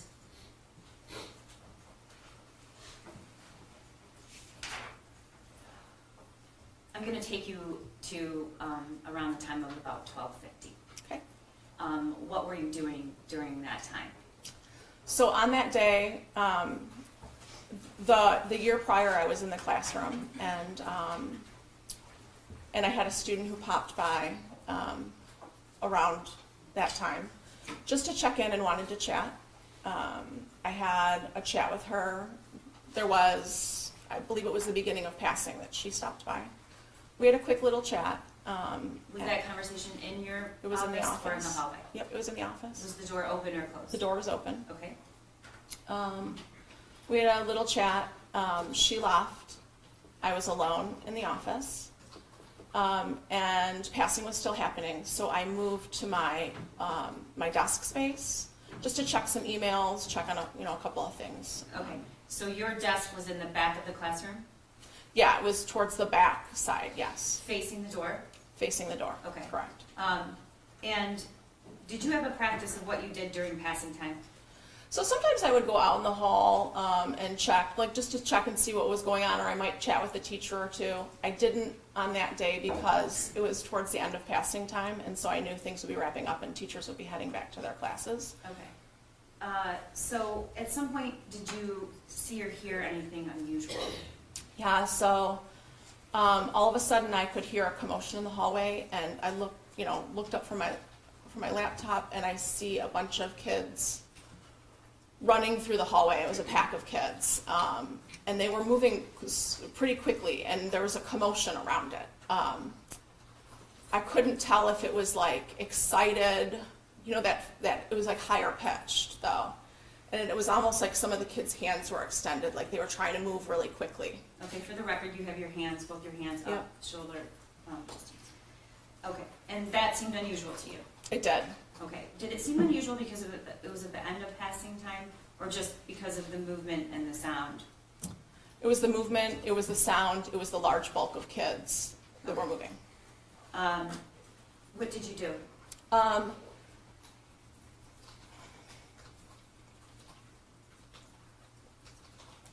I exited my office. I believe that there was possibly a fight.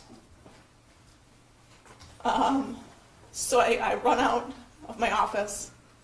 I'm about midway through where 222 is. And I see all those kids exiting out of door 4. So I know there's not a fight. So if you look at the map, you come out of your classroom and you look down the hallway and they're all running out of the school? Yeah, on a door 4. Okay, and that was unusual?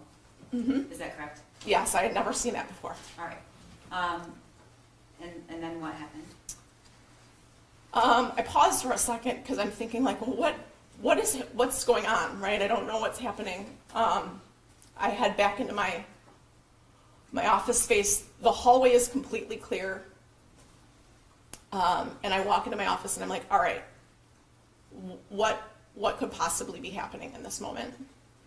Was it unusual for the hallway to be completely clear? I don't believe the bell had rung yet, so that was unusual. Okay. And so what did you do? It was in pausing, trying to like gather what to do next. I heard 3 things pretty quickly together, like so quickly together that I have a hard time distinguishing what came first and what came last. But there were the sounds of like 3 like loud pops that I could have mistaken for lockers closing if we were using lockers. Okay. So when you heard the 3 pops, what did you think that sound was? Well, again, there was that. There was doors started slamming. I could hear like boom, boom, boom, boom, and then the principal at the time, Steve Wolf, came over the PA and said, "We're heading into lockdown. This is not a drill." And how long had you known Steve? So a couple years at that point in time. Okay. Did his voice sound panicked? His voice sounded, it was like urgent, but you could tell he was like tempering any, like panic. So was that before the loud pops or after, if you can remember? Honestly, I cannot remember. Okay. When you heard this, was your door open or closed? My door when I came back in, I pulled it, but it didn't shut, so it was open a couple inches. Okay, so what did you do? At that point in time, I moved to shut my door. Okay. Did you, after the pop, did you smell anything? No, Did you see anything? no. All right. Then you tell the jury what happened when you turned around and headed to the door. So I walked to the door. I immediately pull it shut. To the left of my door, so my door was here, and there was a glass part, like, you know, floor to ceiling glass. And then right here was a night lock system. Can you tell the jury what a night lock system is? So a night lock is a simple gadget that goes into the door, that goes into the floor, so that if the door were unlocked, it's like a second security measure. If the door was not locked, or even if it was, someone can't get in. So if the glass is shut out, even if they're trying to undo the door, they can't open the door. And when did you learn about night locks? Maybe 4 years prior. Okay. Did you do that? Well, why did you install the night lock? Well, one, I was directed that we're in lockdown, Okay. right? So as soon as I knew that we're in lockdown, that's what you do. Were you able to install the night lock? So I grabbed the night lock, you know, I undid the piece, grabbed it, and looked down at it. So I also, some of the doors have different installs, that whether the door goes, you know, in or out from the room. And so I looked at it to see, just to remind myself which one, because the other office that I have at the middle school, or had at the middle school at the time, had a different At this install. point, Molly, the door is shut or closed? The door is shut. Are you facing the door or facing I'm away? facing the door, so I'm close enough to that wall because I had just grabbed it. Do you know about what the distance was between you and that door? Not even a foot. Okay. And then what happened? I look at it, and out of my peripheral vision, I can see some sort of movement. And so I look up, and I see someone dressed in dark, oversized clothing. And you're looking through that glass Looking pane through that glass next pane. to your door. Okay. They have the mask on, a hat, glasses, and a hood. And I lock eyes with them. Had you ever seen that person before? I had not, no. Did you know if it was a student or is that a no? I did not know if it was a student. All right. And you said you locked eyes? I locked eyes. And then instantly I notice, I see some movement. And so I look down, and I realize he's raising a gun to me. Okay. Can you describe?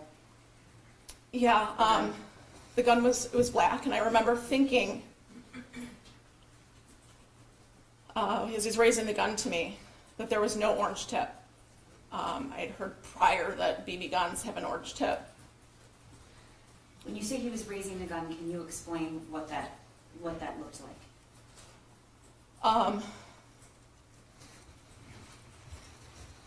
Was it one arm or two arms?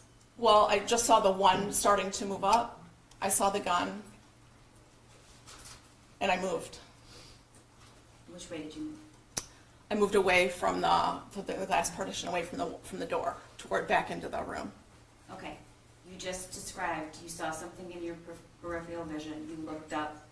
You locked eyes. I locked eyes. He didn't hesitate. Okay. About how long was that from the time you saw the peripheral vision and then the gun was raised? A second, Okay. if that. When you locked eyes with this individual, what did you see?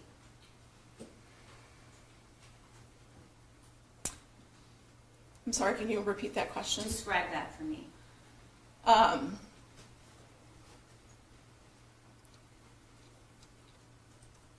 I lock eyes with him, and I instantly see that movement. And I jump to the side. Okay.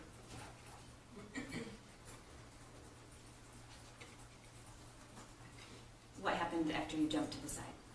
As I jump, I can, And was did you ever get the night lock installed at that the point? night lock is not installed at this point. Okay, So when I move, I kind of jump and turn my body this way at the same time, okay, and you're, for the record, you're motioning, turning your Yeah. shoulders to the right. to the right. Mhm. And I feel like my left shoulder moves back a bit, and I feel a burn like hot water had stung me Where did you feel that? in my arm, Which arm? in my left arm. Okay, Up and you're top. pointing to your, Yeah. right below your shoulder? Yep. Okay. And are you standing up? Are you sitting down? Are you, I'm standing up at this point in time. I feel that hot burn go through my arm, and I turn back. There was a window in the back of my room that leads out to the courtyard, and I see a bullet hole. okay, I'm going to show you on the screen, it's been marked as People's Proposed Exhibit 6. Any objection? Six is moved. What is that, Molly? That's the office that I shared. Okay, and that, can you just describe where the desk is, where, what you just described and point that out? You said Yep. you turned around to the back of the classroom. Yep, so you can see on that window exiting, there's a white mark. Right there? Yep, that would be the bullet hole. Did you, is that what you noticed when you turned around? That is what I noticed when I turned around, correct. At this point, what were you thinking? A BB gun can't do that.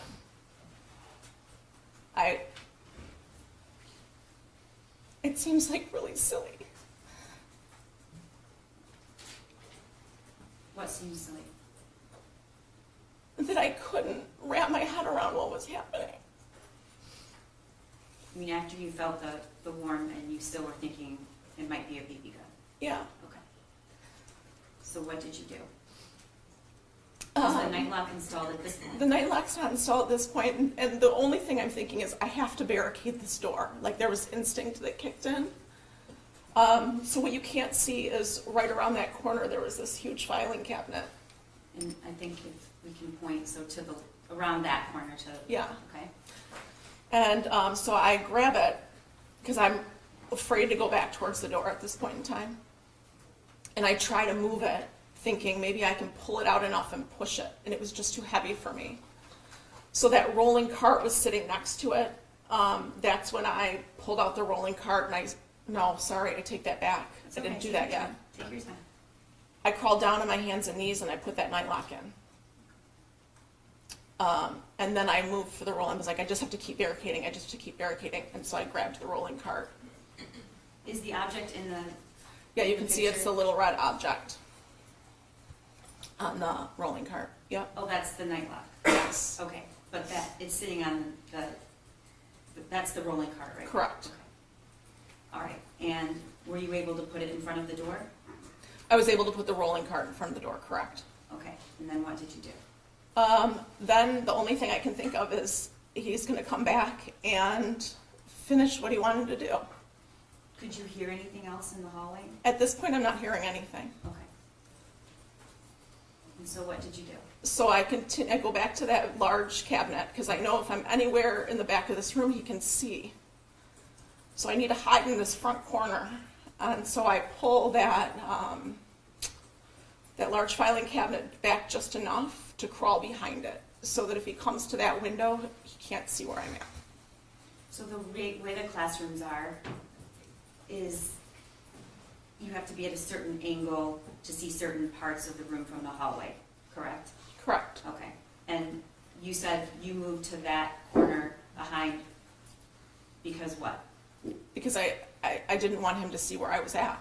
Okay. Once you were behind the cabinet, were you sitting? I was crouched down. I was trying to make myself as small as possible. Right? I got really low. I was on my bottom, crouched as close together physically as I could make myself. Okay. What did you do next? I had texted my husband, "I love you, active shooter." And then I started feeling blood dripping down my arm. And what did you do? Um, At this point, had you registered that you had been shot? I don't think I was registering that I was shot. I just knew that I was bleeding. Okay. What did you do? I had a cardigan on that day, and so well, you can see in the photo there's this red little bag on the side, on the right side of the wall. Those are, those are medical response bags that we keep in every room. So if someone's bleeding or if a tourniquet's needed, they're in there, but I was too afraid to go back and grab it. So at that point I knew I needed to put a tourniquet on. I knew I was bleeding. I removed my cardigan and I used one of the sleeves of the arm, wrapped it up on top and pulled with one arm and my teeth with the other to tighten it. And Molly, how many inches down was that wound? It sits right here. Okay. And you brought a cardigan so that you could show the Removed. jury what that looks like so they know exactly where you were hit? Yep. Go ahead.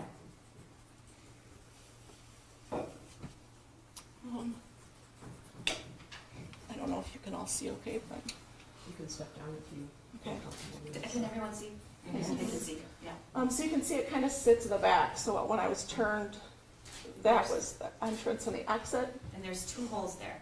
Yep, so it entered here, it exited here, and the space in between, the heat of the bullet cauterized The skin. the skin. Okay. You can sit back down. You put the tourniquet where on your shoulder? I put it above the wound. Okay. How'd you know how to do that? We go through trainings once a year regarding what to do, Okay. in a situation. What happened next? I put the tourniquet on, and I'm in my head, I'm thinking, okay, what do I do next? What's like the next move here? And my daughter texts me. She didn't go to Oxford High School, but she went to a neighboring school district. And they had heard through social media that there was a shooting at Oxford High School. And so she sent me a message that just said, Mom, are you okay? And I responded to her that I love you. I'm sheltered in place. And I'm fine. You didn't tell her you were. I did not tell her I was shot, no. Molly, I want to go back, and I'm so sorry. When the shooter raised his hand, what were your what did you notice about, if you noticed anything about his stance, or you said you locked eyes? Yeah. His feet were set about hip distance apart. And that's, he was, and his shoulders were like he was square, right? He was square. How long were you in that classroom? I was in there for about 20 minutes. Were you communicating with anyone else in the school, or Um, law enforcement, or administration? No, there were a couple teachers. My hallway had a text thread, and that was not active. There was nobody texting on that. But another part of the building where the English Language Arts Department is at, they were texting. And one of them said, I heard there was a shooter. And I responded that I saw one. Did you respond that I'd been shot? I did not. Why is that? I think I didn't want to create panic. I wanted to make sure that people knew it was serious, but there's no, I'm okay. Okay. At this point, did you have any idea where the shooter was, if anyone else had been hurt? What were you hearing? Anything? Nothing, and it was absolute silence for a long time. And then I started to hear a volume of footsteps. And I thought, they must be evacuating a classroom. And so when that shift occurred, I texted the teacher next door and I said, hey, You're the only one that knows right now, but I've been shot. I hope I'm the only one. How long was that? How long were you in the room then? At that point, it was probably 15, 18 minutes. Okay. At some point, did somebody ask you to leave the classroom? Yes, so the teacher next door was like, oh my gosh, I'm calling the office. There was another teacher in the room with her who texted administration. Okay. And at some point, did somebody come to the door? Yep, so the text from administration, Kurt Noose was at my door within maybe 2 minutes. Time's hard on that. And he was like knocking, Molly, are you in there? I've known Kurt Noose since they started in Oxford. I did not trust that was him at my door. What were you afraid that it was? I don't know. Everything that I knew to be reality wasn't. So did you answer him back, or did you open the door, or did you just remain silent? I said, I'm in here, and he said, are you okay?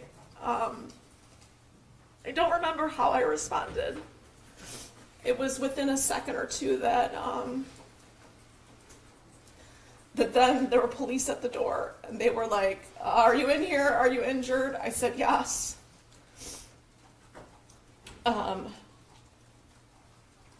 And then I said, do you want me to, it was clear that they wanted me to, like, they were there for me. And they couldn't just open the door. They can't just open that door. That night lock prevents them from getting in the door. And Molly, if you know, how would you get into that room if someone doesn't remove the night lock from the inside? Is there a way? So I know there's a special tool to use, but you'd have to take everything off that door, and that's all steel. So the frame, actually? Yes. Okay. And so they were asking you to remove the night lock. Did you do that? I said, do you want me to remove the night lock? And they said, yes, remove the night lock. And then I said, do you want me to open the door? And they said, yes, open the door. And I'm down on the ground while I'm doing all of this. Like, I'm removing the night lock, and I'm opening up the door from my knees. And they, like, scoop me up. And I can see the two officers that scoop me up, but I can see Kurt standing there against the lockers. And I can see 4 cops with guns. Did you see any students? I did not see any students, no. Okay, Molly, I'm going to play a surveillance, which is marked People's Exhibit 7, which I know there's an objection to, but the judge has previously ruled. Just to let the jury know, you're not going to see any victims in this, except for Molly, and nor are you going to see any students.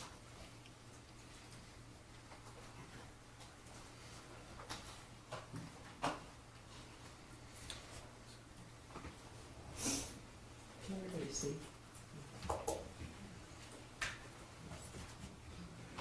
While he's getting that on the monitor, when you say you saw 2 officers with guns, how far away were they? And were they in the same direction? They were. When they scooped me up, the 2 that scooped Okay, me I'm gonna up. stop you. Look here. Yep. Is that the hallway? That's the hallway. Okay. So you can see there's multiple around. So it wasn't just the 2. And where's your classroom in this photo? It's farther down, right? So you can see, like they're going inwards towards the classroom. Okay. It looks like that's an officer there. Okay. So I could see, I knew that they were officers based on the vests that they were wearing. And so they were just around, right, as well, like securing the area, I suppose. All right. Can you press play?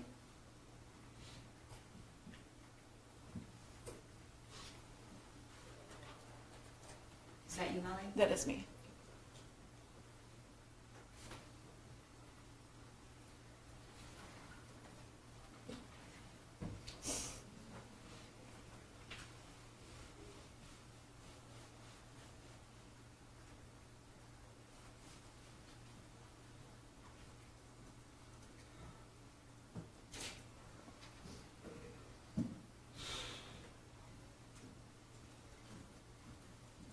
At this point, are you hearing anything in the building? No, everything is silent, like, almost like it's so, like echoey, it's so silent. Okay, now you can see through that glass door. Is that you? That is me. What's happening? He's removing the self-made tourniquet from my cardigan, and he's putting on an actual tourniquet. Okay, and at some point you get into an ambulance, correct? Yes, so at this point, he says, I'm on a radio to see if there's an ambulance available for you, making sure that no one else needed it ahead of me. Okay. You eventually get into an ambulance. They take you where? They took me to Lapeer. What happened when you got there? So I got to Lapeer, and the doctor comes out to the ambulance and introduces himself.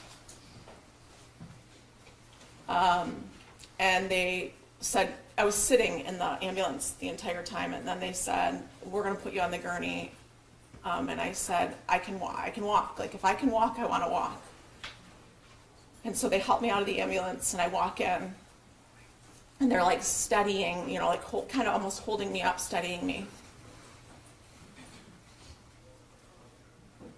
And the hallways are lined with doctors and nurses. Did you see any other victims? I did not, no. Okay. And they treated your wound. They did. Okay. Were you able to, I assume they ran some tests. I want to be cognizant of the judge's prior ruling about what you can testify to. But at what point, how long were you at the hospital? I have no idea what time I walked in those doors. Okay. I was there for several hours. Did you learn at some point there were other victims? I did ask when I was in the hospital, is anybody else been injured? And I was, you know, I was told that there were other victims and a few fatalities, yes. Okay. At some point, did you hear a teacher was shot? I did. And what did you think? I instantly thought it was another one of my colleagues. I knew the direction that I saw him turn, so I knew what direction he came. And who was the teacher? I thought it was Lauren Jasinski that was shot. But who was the teacher they referred to? It was me. At some point, you were shown weeks later a picture of your doorway. Mm-hmm. Do you remember that? I do. Okay. Do you remember who showed that to you? No. Okay. Was it me? I did. Well, I did see. I did see it in your office. Yes. Okay. You were preparing to testify. Yes. I'm going to put that picture on the screen. It's People's Exhibit 8. I don't think there's an objection. Molly, is that your classroom door? That is my. Yes. Okay. What was your reaction when you saw that? He was aiming to kill me. Do you know which one of those shots landed in your shoulder? I don't. I have no idea which one landed on my shoulder, but I know the top one. That's where my head would have been, and the two down below are my chest area. Okay. I unlock that door every day. And what was your, did you have some, what is your, when you think about the wound and why you weren't hit, why was it? In the chest? That door, the distance, the door, and me moving was the only reason that I'm alive. How many inches from your heart was that, that injury to your shoulder? The actual wound is 6 inches, but my turn might have made it less. Thank you. Thank you. I have nothing further, Your Honor.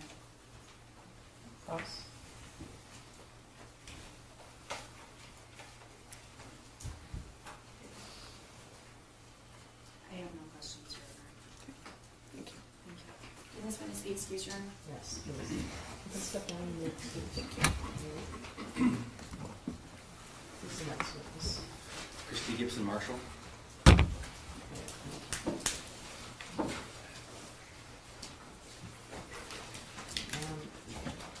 We had a discussion about the boundaries of the testimony.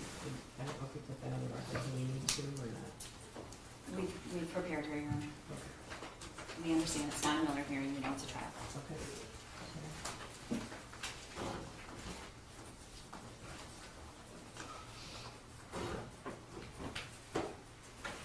The media is asking whether or not they can videotape the video. I don't see a reason why they can't, right? No, there's no minors. Oh, okay, I want to make sure. Judge, actually, this one, in this portion. Oh, yes, in this portion. We'll indicate which, Right.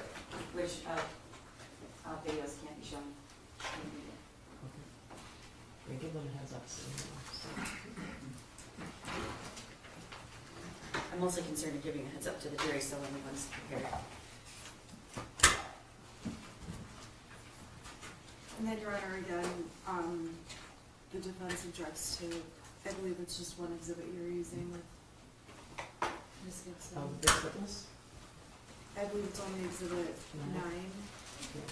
Thank you. This was previously extensively briefed. Yes. I made it unwilling about it. But your objections are good. Thank you.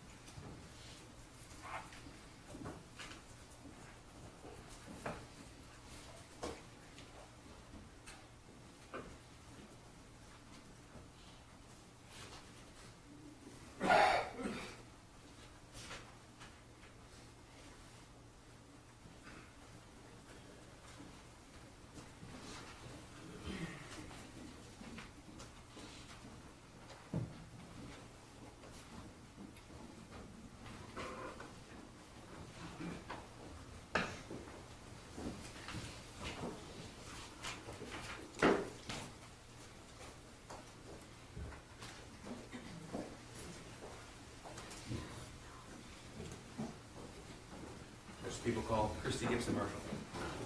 Good morning. Could you raise your right hand? Do you swear or affirm the testimony you're about to give is the truth to help you God? All right, please be seated and would you state your name for the record and spell your first and last name? Christy Gibson Marshall, KRISTYGIBSON-MARSHALL. You want to prosecute? Thank you. Good morning. May I call you Christy? Yes, Christy, could you please tell the jury where you're employed? Oxford Community Schools, How long have you been with Oxford? 29 years. And what do you do right now? I'm an assistant principal Okay. And that's at the high school? at the high school. How long have you been the assistant principal at the high school? 6 years. And what did you do before that? I was an elementary principal. Also in Oxford District? Yes. Now, if you could tell the jury a little bit about your role as an assistant principal. What are some of your responsibilities? Teacher supervision, evaluation, curriculum and instruction, supervising, I do parent communications. It's hard to think of all the stuff that my big giant list while I'm sitting here, but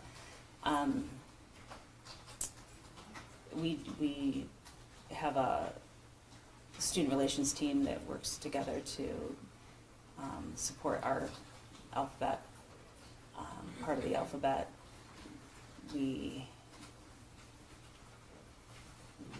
Big goal is, like, to me, my biggest role is supporting students, and I love the kids, so just bringing energy and having fun with them. You've been in education, you said, for 29 years? Yeah, yes. So prior, up until this role, you were an elementary school principal?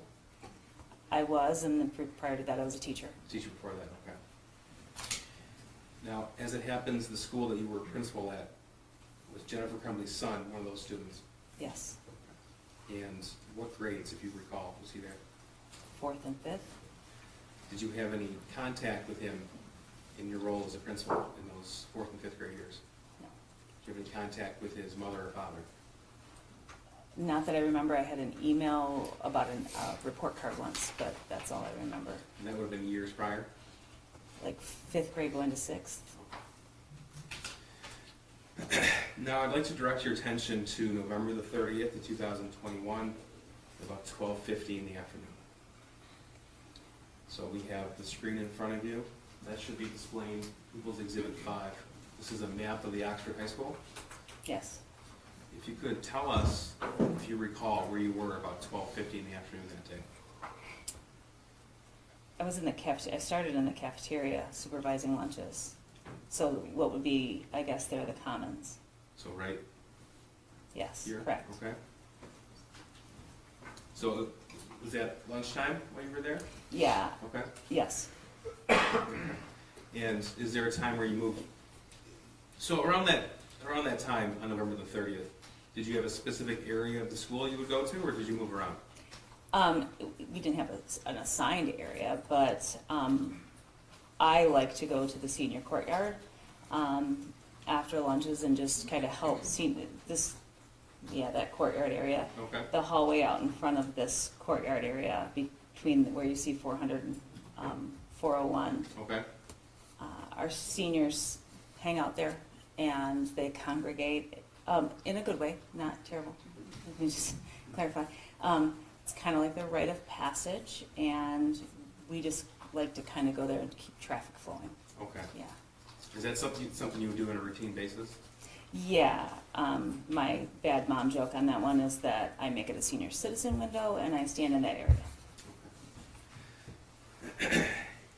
Was there a point that day when you realized something was going wrong? When I was approaching the senior courtyard, so when I was coming down the hallway from the commons, what says commons, I call it cafeteria, by the media center, by the courtyard, and hit the 500 room. When I kind of got to that triangle there, that diamond there, one of the students that I know pretty well went running by and said, "Get the hell out of here." And he was laughing and running, and I was like, that was a mixed message. Sure. At that point, was there an announcement on the loudspeaker? No, not at that point, no. Was he the only one running? Shortly after him, there was a group of kids laughing and running behind him. When I stopped to ask them what was going on, they weren't entirely sure. But as kids started to pass, you could see it got more serious. Okay. I grabbed my walkie-talkie and I What do you mean it got more serious? What do you mean by that? their faces got more, I'm sorry, their faces became more serious. Did that signify something to you when you saw that? Yeah, just something, them running signified something to me because it's not a typical behavior. Okay. But the running and laughing was confusing, and then when their faces became more serious, I was started to get very worried, and that's when I grabbed my walkie-talkie. Okay. What'd you do with your walkie-talkie? I said, "I'm not sure what's happening, but kids are running in the hallway," which is very odd, and looked like they're trying to leave the building.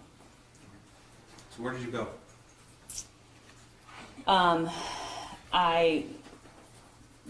They shortly after I got on the walkie, they went to Alice Alert, and so What's the Alice Alert? Alice Alert is our intruder. I'm going to call it intruder alert because that's what it was that day. But It's a notice that we need to take cover, lock down, be aware. It's So an is that emergency an assistance. alarm ringing, or is that somebody who's giving a message over the PA system? On that day, it was a message over the PA system. Do you recall who gave that message? Steve Wolf. And who was that? Steve is our principal. He's the principal. Okay. So, is this shortly after you saw the students leaving that appeared to be more serious to you? Practically the same, yeah, it was like they went, when the more serious students came by, the announcement went on. Okay. Now, when you hear that announcement, what were you supposed to do? I'm supposed to lock down. Did you? No. What did you do?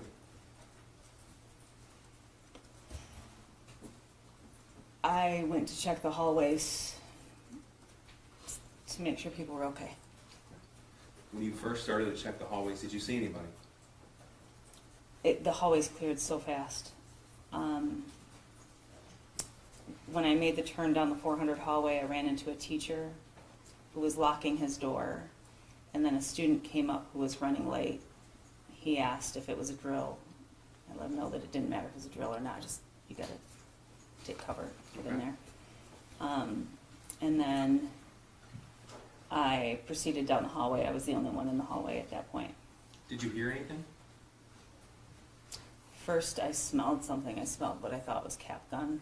Okay. Later, figured out it was gunpowder. And then I heard two gunshots. Where were you when you first smelled what you thought to be cap gun?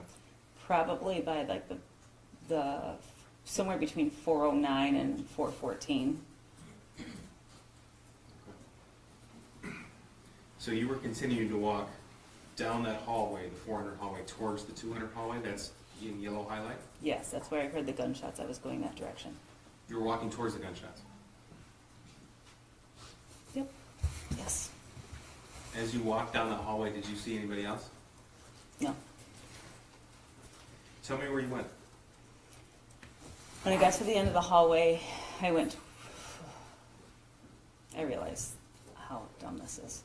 I turned left to go towards where I heard the gunshots.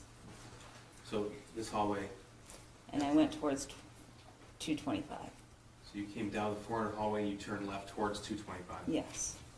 Tell us what you saw when you made a left. I saw a student laying on the ground. Did you know who he was? I didn't at that time, no. His face was covered. And then as I continued a couple of steps, I could see another student walking my direction. He had just dropped his arm was up, and then he dropped his arm. Did you recognize him? Not at that point, no. He was too far away. What did you do when you saw a student on the ground? There was a garbage can between he and I, so I moved the garbage can out of the way, and I put my foot near him and nudged him and told him to stay there. Did he respond? No. No. Could you tell if he was injured at that point?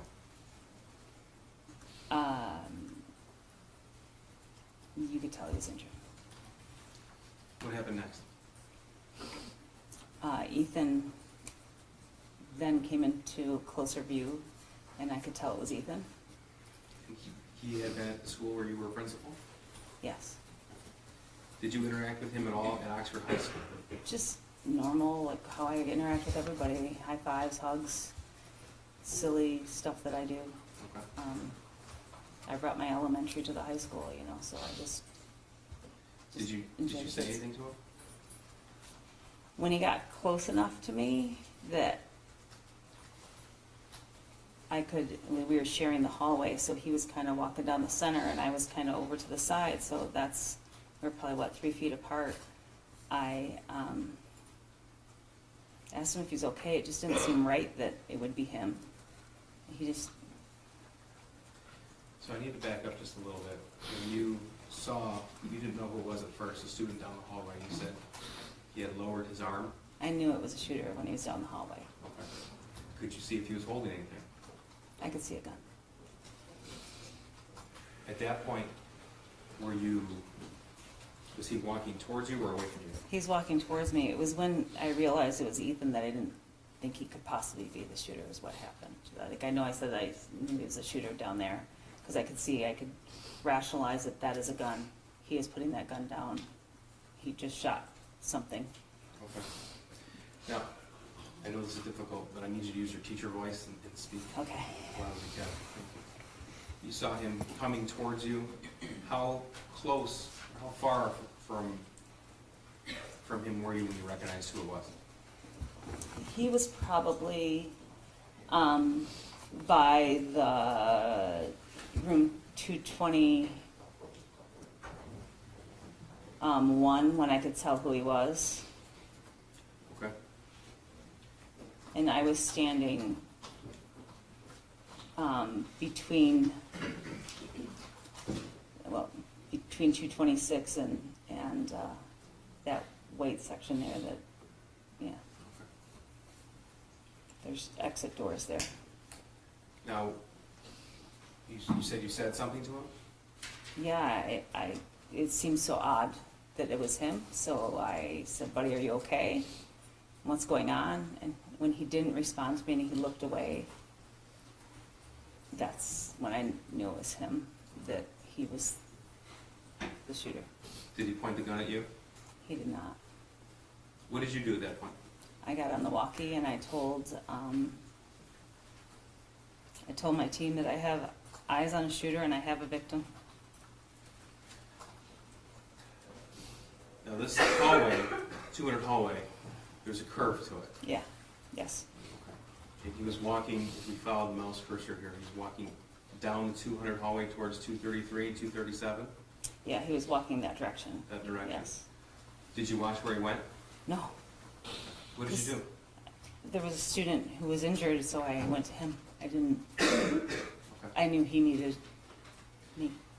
And I know you're aware, but there's been certain rulings by the court, so just in general terms, did you render aid to that student? I did, Could you tell if he was injured at that point? yes. Did you recognize him? Yeah, I knew it was another one of my students from Lakeville. Tate Near. It just took my breath away.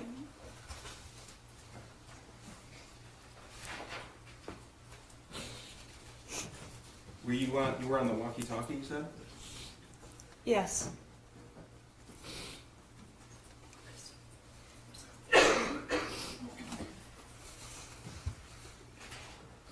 So I let them know I had eyes on the shooter and that I had a victim. Kurt News asked me where I was. It's probably the biggest hallway we have, and I said I was in the 200 hallway. Kurt let me know that that's a very big hallway and needed more direction. I don't know why I couldn't process the fact that, like, my exact location, I told him I was near the 400. Okay. Did you stay with Tate until help arrived? Yes. Now, you have seen at least a portion of the Oxford High School surveillance video, is that right? Yes. I'm going to show you what's been marked as People's 9. It's been admitted. It cannot be broadcast on the media. All of it? I've never seen it, so you have to tell me. The entire, this is a short clip of it. None of it can be broadcast. Okay. You have, okay, so you guys are not video, okay. Everybody gets it? We're gonna stop the live stream? Should we stop the live stream? Yes. Yes, Jeff. Yes, please. Okay. All right. I do want to give notice to the jury as well. This is the moving image of a victim on this video. Okay.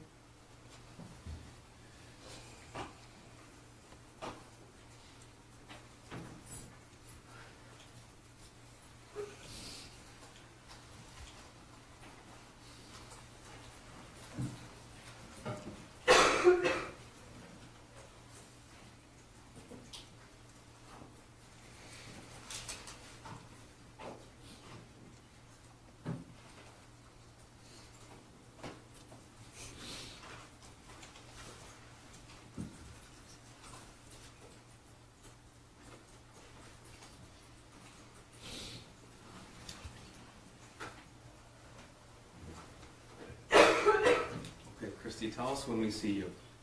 I am approaching right in the yellow jacket there, the gold jacket. For the record, this is at 12:51 p.m. on November the 30th.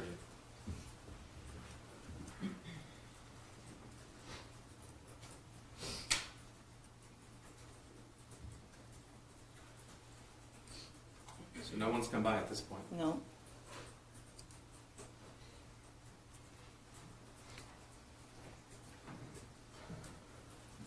I forgot about, that's when he came by. He said, get the hell out of here. I don't know if you could see him running through there. The first student? And you see more students running. These kids are kind of laughing, and then you'll see me stopping. There we go.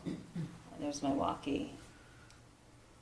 And you're walking down the And middle I'm hallway there? walking towards the direction that the kids told me. They cleared the hallways very, very, very fast.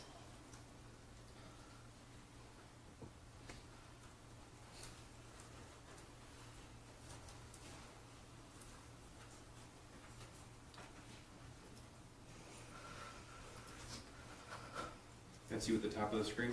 Yes, I didn't realize that we passed there. This is where the teacher came out. I'm checking another classroom to make sure they were okay. And then I'm continuing on.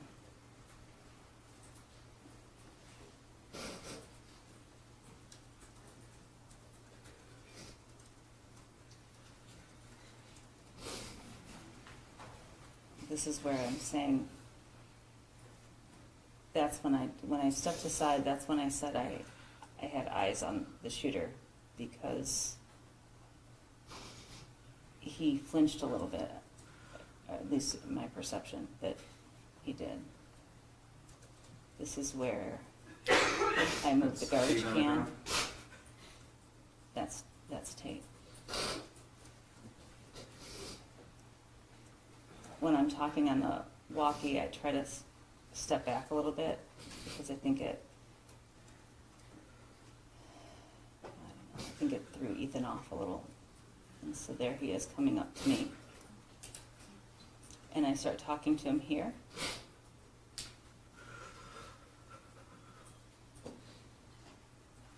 And I'm letting them know that I have a victim and I have a shooter.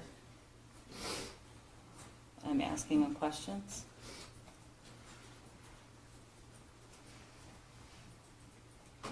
And I turned my back on him and I came back to Tate, because I didn't know it was Tate then. And then that's what right there is when I know it's Tate.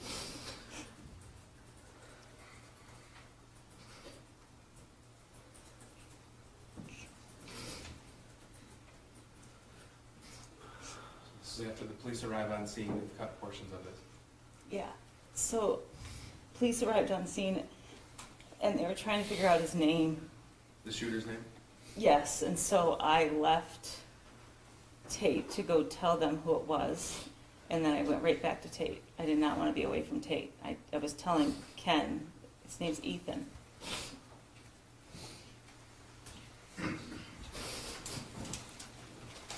Thank you for your statement.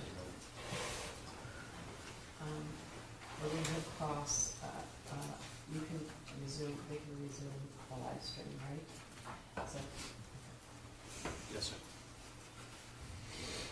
I'm sorry, is the prosecution doing their best?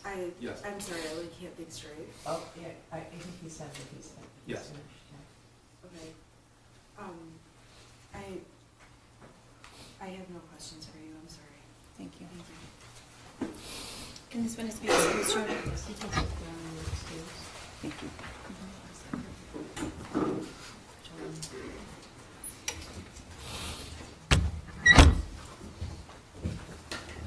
He's next witness. This can be bad.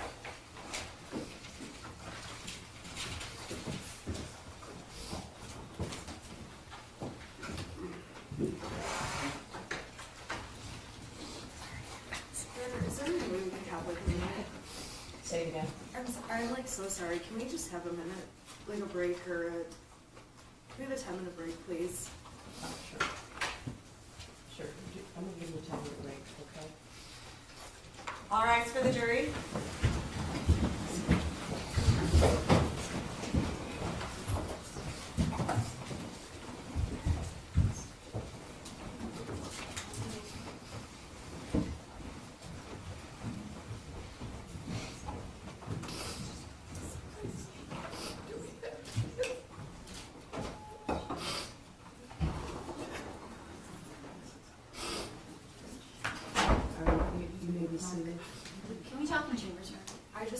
clients have a minute to like, Okay, sure. I guess I want to, you can all be seated. I want to confirm with the deputies that I've done about a bajillion trials in the courthouse. I wasn't always under the understanding that the defendant had to go downstairs every time we take a break, but is that what you're, I've been ordered by my sergeant. Okay, well, all right. Okay, so you have to take her downstairs right now, is that accurate? Yes, ma'am. Okay. All right, so we're gonna have about a 10-minute break. thank you. All right.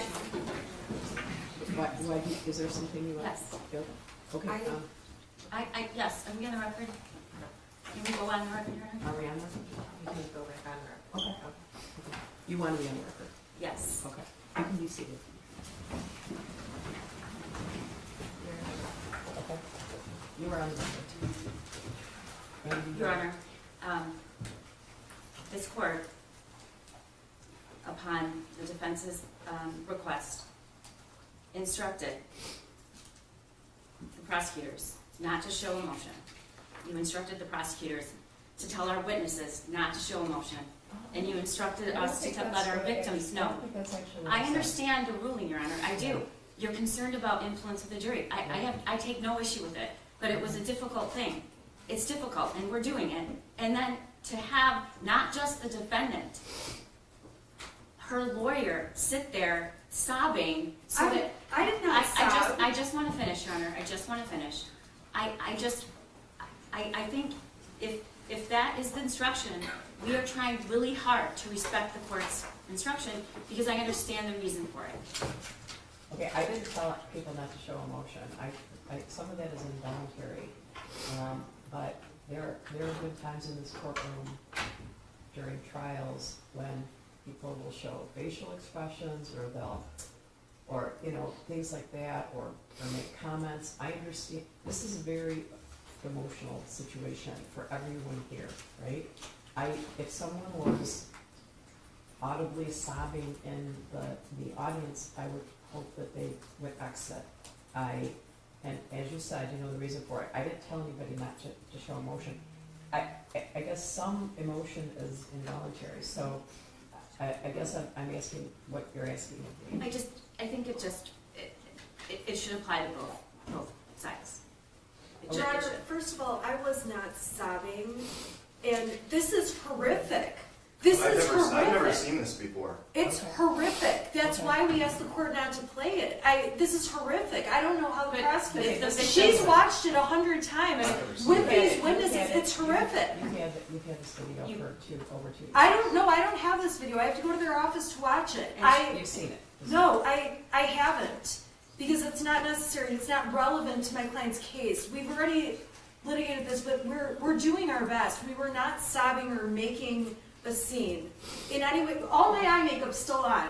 I checked my camera. I'm not having an I argument. need to I run to just the wanna make a bathroom. record. I need a break. Okay, we're having a break, that's what we're doing. And you gotta keep your voices down, because I'm sorry. the walls are cardboard in here, so. I'm sorry. Okay, all right, everyone here is human, right? Everyone here is human, I understand that.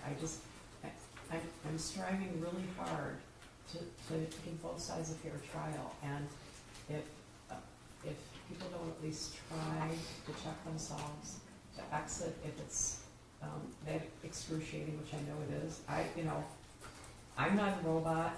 I'm trying to keep myself from sobbing. I'll do it at 6 o'clock tonight, okay? I appreciate that, Your Honor. That's all I'm asking. Okay. That's all I'm Your asking. Honor, we don't have the option to leave the courtroom. We're trying our best. We're trying. I promise you, we are trying our best. All right. Thank you. Everybody needs to take a deep breath. She has to go downstairs, right? And we're gonna call you right, have her come, right? How long do you think the next witnesses, I'm bringing lunch in for the Next jurors. witnesses can be back. I anticipate very brief questioning. Okay, because I'm having their lunch delivered, so they don't have to commingle with people in the cafeteria. It should be less than 30 minutes, so Okay, it'll work out. okay, all right, Are we gonna break then after that witness? yes, Okay, thank you. yes. All right. I apologize. No, it's natural, it's horrifying, It's horrifying. It is horrifying. But We're trying. We're I- trying. okay. We'll keep trying. All right.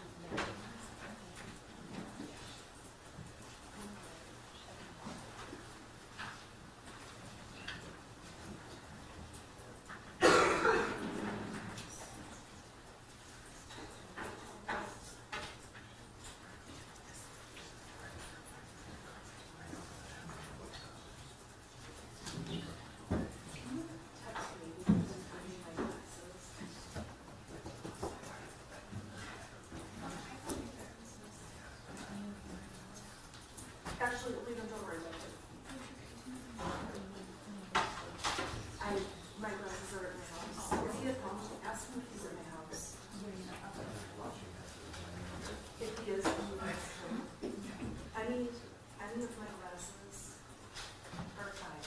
I don't know which ones. I just know this is contacts.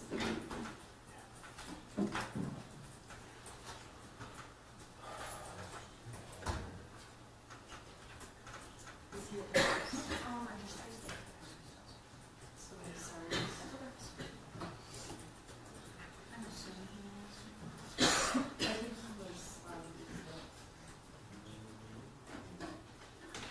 he already has one question.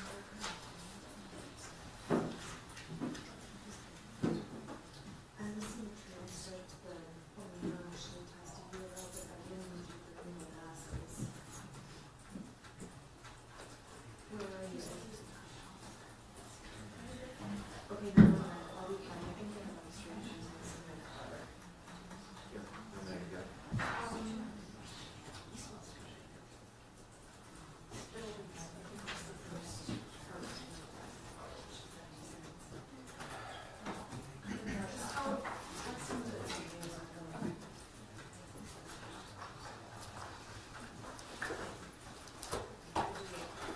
I'm sorry, can you text somebody to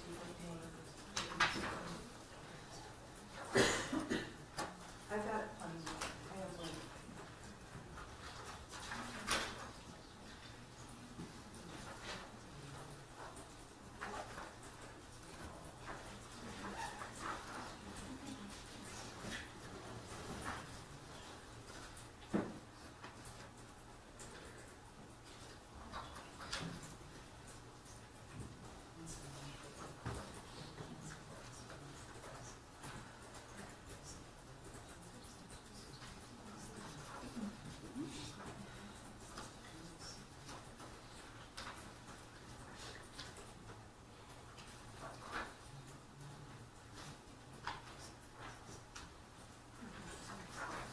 Is he on his way to transcript?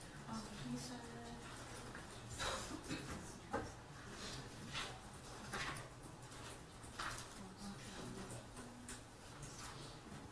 My sunglasses in the carpet.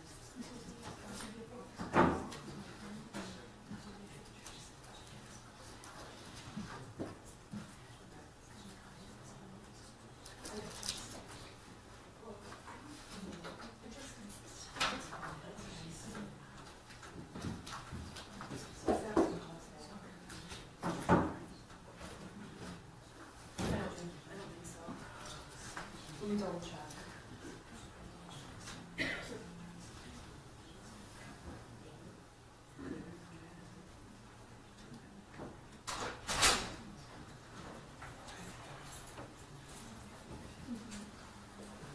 Yeah,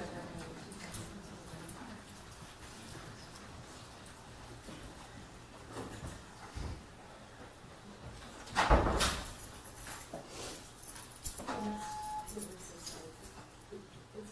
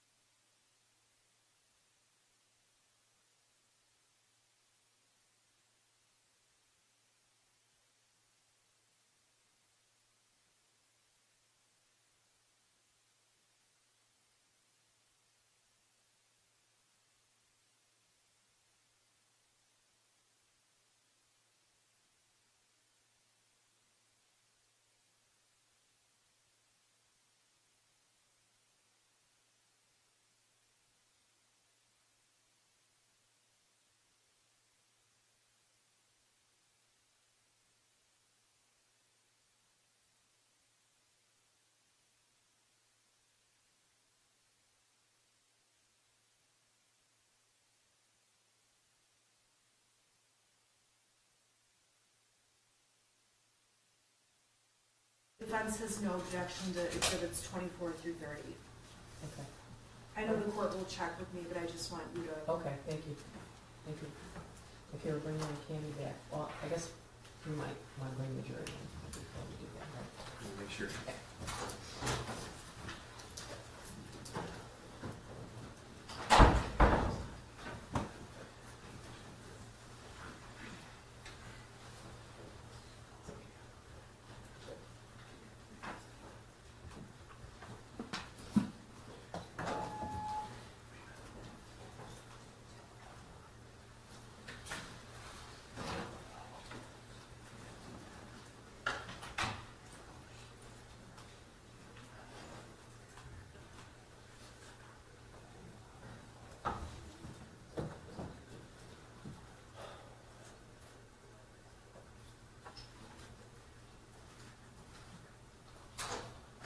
All rise for the jury.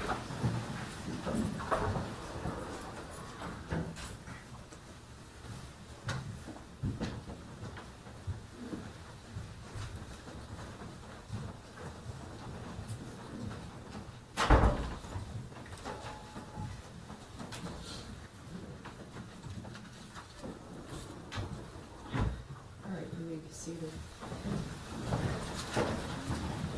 Pastor, who's the next witness? Thank you, Ms. Candy back.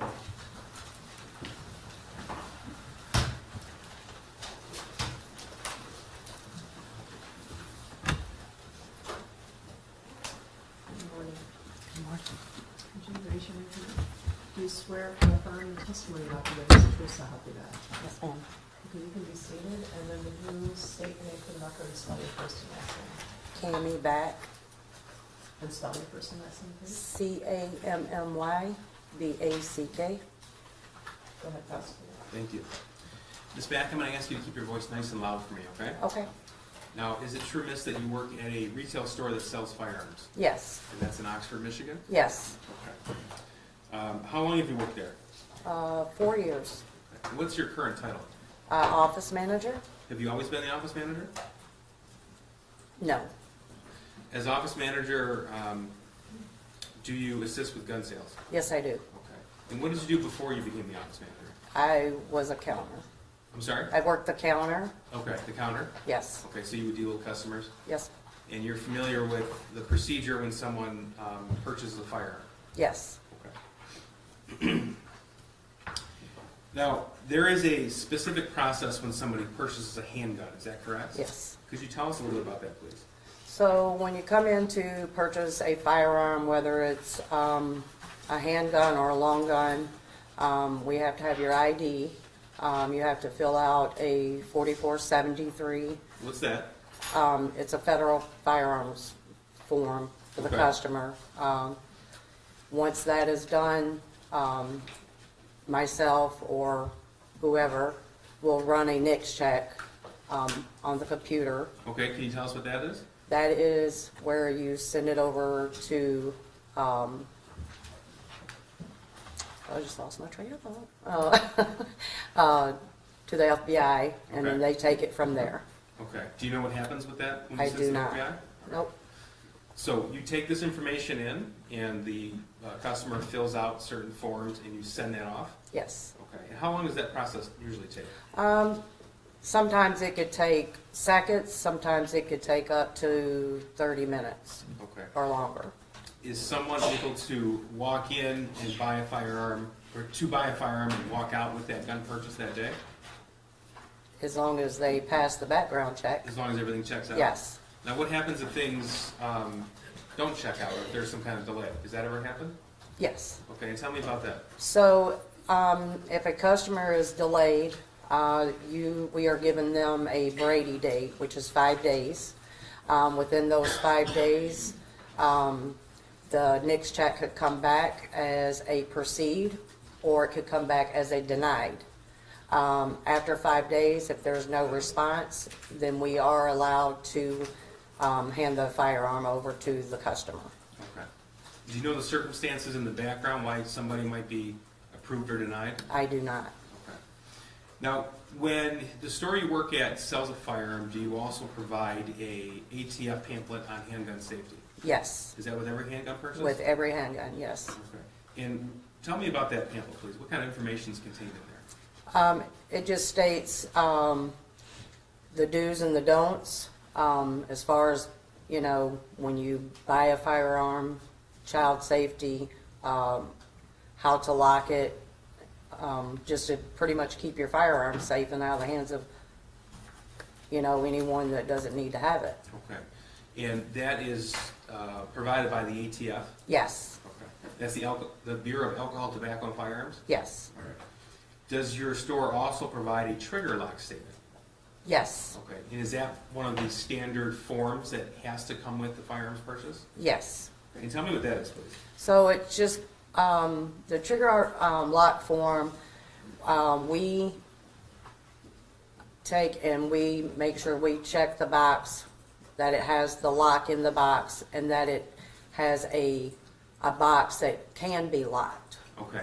Now, we say the lock in the box. What do you mean by that? The trigger lock, Okay, so when your store sells a firearm, you also provide a lock with it? yes, Okay. And that's not an actual gun safe, correct? That's a smaller locking device? yes, All right. And that happens with every handgun sale from your store? yes, I'd like to direct your attention to November the 26th of 2021. Do you remember that day? I do, Okay. And were you working? yes, I was.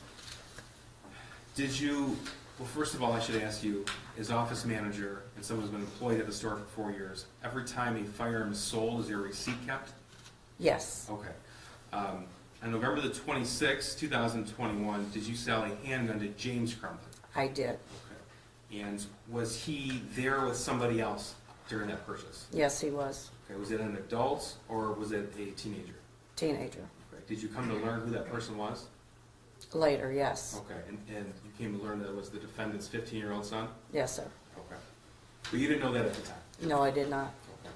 Now, during the purchase between yourself and James Crumbley, did his son do anything? never, Okay, so he was there, present, but he didn't interact with you. no, I'd like to direct your attention also to June the 15th, 2021. Did James Crumbley make another purchase of a firearm that day? that I cannot say, Okay. If I showed you receipts, would that refresh your memory, you think? yes, Okay. So what I'm going to do is go through some exhibits with you. They'll be on the screen in front of you. These are all stipulated to. Can you see that? yes, Okay. This is Exhibit 24. This is, do you recognize this as a receipt from the store you work at? yes, Okay. This is June the 15th, 2021. Do you see the date? yes, All right. And the purchaser is James Robert Crumbley, yes, and it has his address, and it has the item purchase, and that's a Cobra Classic for $180 total. yes, And that's actually a 22 Derringer pistol, is that correct? yes, 24 has been admitted, I believe, with stipulation. I believe that Ms. Smith was willing to stipulate to 24 to 30, is that correct? That's correct. 24, 25, 26, 27, 28, 29, and 30 are admitted, so. Thank you, Judge. This is Exhibit 25 right here. It says pistol sales record. Can you tell us about that, please?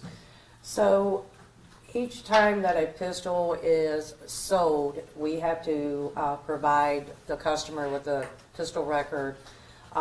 They are given those and they are instructed to have those dropped within 10 days of the purchase. Okay. Now, this has a description of the pistol, is that right? Yes, So it says, this is a Cobra Classic, we just saw the receipt for. Do you see that on there? yes, Okay, and it says pistol shot in the number 2. What does that mean? it's a 2-shot, Okay, so it's a small handgun, yes, and barrel length 2.25. Is that in inches? yes, Okay. It says purchase transfer date is June the 16th of 2021, whereas the receipt was June the 15th, 2021. Can you tell us what happened there? So I believe that Mr. Crumbley may have gotten a delay on June 15th, and he had a proceed either later in the day on June 15th, or he may have gotten a proceed early morning on June 16th. Okay, and that's because there's some kind of delay in the background information? Yes,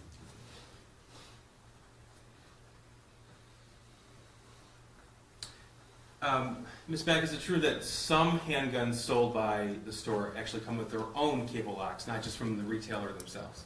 Yes, Okay, so whereas on November the 26th, you provided a lock, not every handgun has to be provided a lock by your store.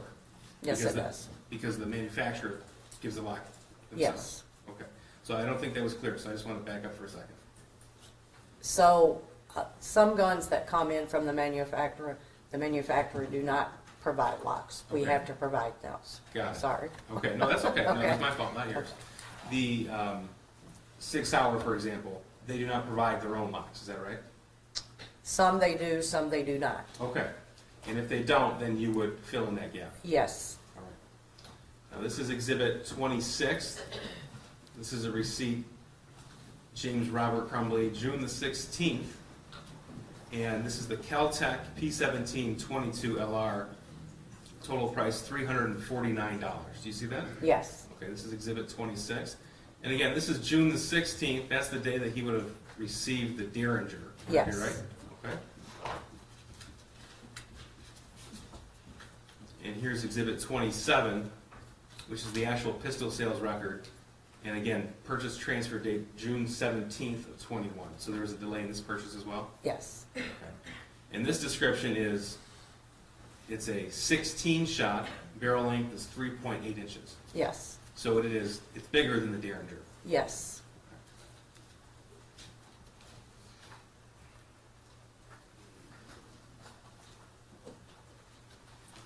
Now, moving on to Exhibit 28.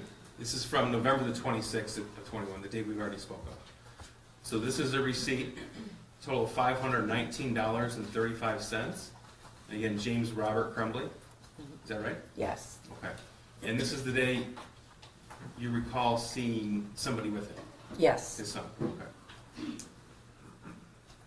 Do you recall if his son was with him in June, or did you not complete that purchase? I did not complete that purchase. Okay, that's fair. But as office manager, you can tell us that those records are from your store. Yes, Here's Exhibit 29. This is the pistol sales record. And this is from the Sig Sauer on November 26th, is that right? yes, Okay, so this is a 15 shot, and it's 3.75 inch barrel. Is yes, that right? Okay. And he walked out with that gun on November the 26th, 2021? Because that's the date that we have right there? yes. Okay.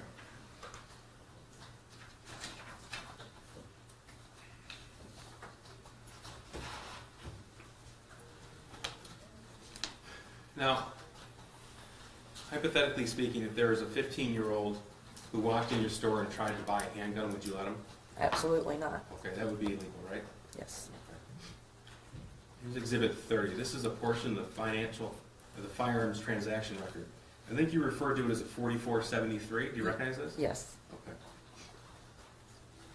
And was this provided, this was filled out by James Crumbley? yes. Okay. And what's the purpose of this form here? That is to keep a record for ATF for all firearms that are sold. So there's certain boxes are checked here, and the condition of the gun is notified. In this case, it was used. Yes, Okay. And the purchaser has to assert certain things before he can walk out with that gun. Is that right? yes, In one of those boxes, are you the actual transferee, or you are the actual buyer of the gun, and it's not for somebody else? right, Because it is not legal for someone to buy a gun for somebody else through your store, correct? no, it is. Well, that person has to come in and fill out this paperwork, is that right? Yes, Right. So it would not be legal for a adult, for example, to check this box that the gun is for himself and then transfer it to a child. yes.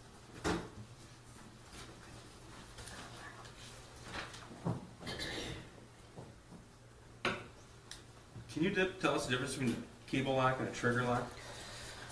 So a cable lock, you have to take the slide off of the pistol and run the cable through the barrel and bring it out and to lock. Trigger lock goes directly on the trigger. Okay. And do you recall what was provided to James Crumbley on November the 26th? I believe it was a cable lock. A cable lock, okay, so it looks like a rope. Yes, And then at the end of the rope, there is a locking mechanism, yes, and then that's fastened by a key, would that be right? correct, yes.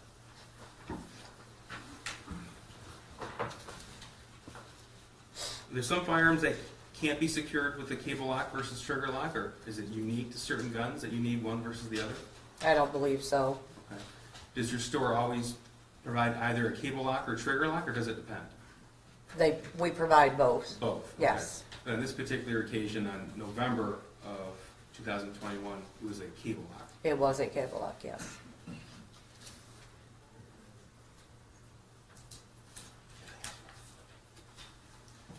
I have nothing further. Oh, hang on one second. Sorry.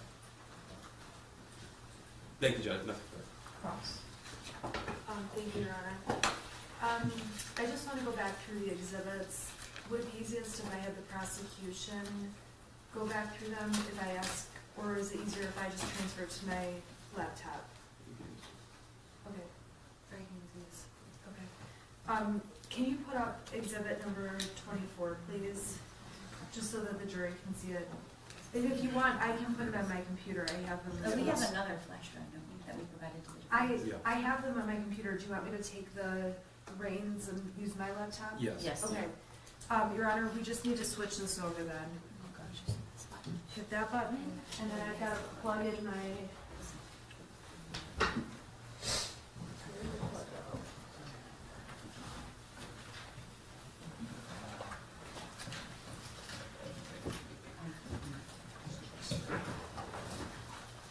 Right, and I'm just gonna pull up the exhibits on the laptop while Mr. Godwin plugs them in.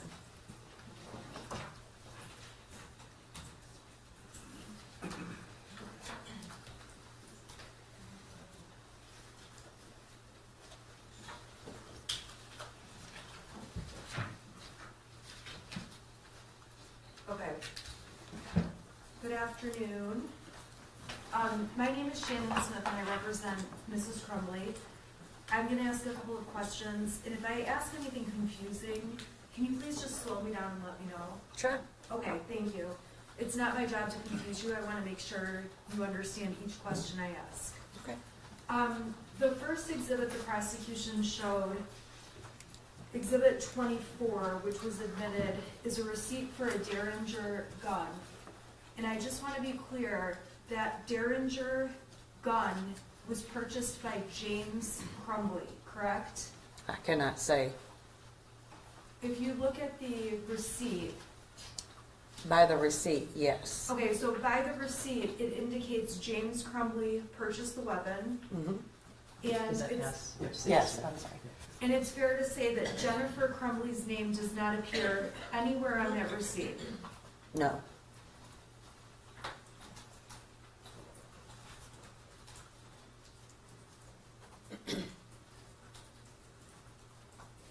Okay. We talked about Exhibit 25, the pistol sales record. And this was the pistol that was bought back in June of 2021.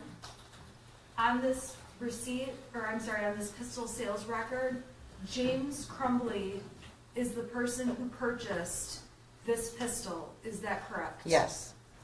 Jennifer Crumbley's name does not appear anywhere on this pistol sales receipt, correct? I'm sorry? No. Thank you.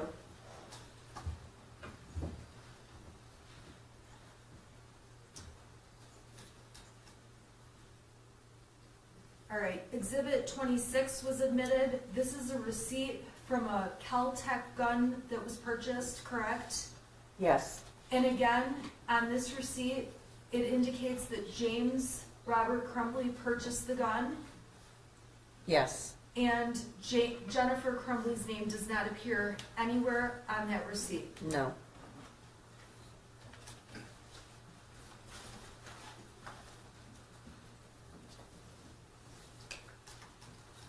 All right, I'm turning to Exhibit 27, which was admitted.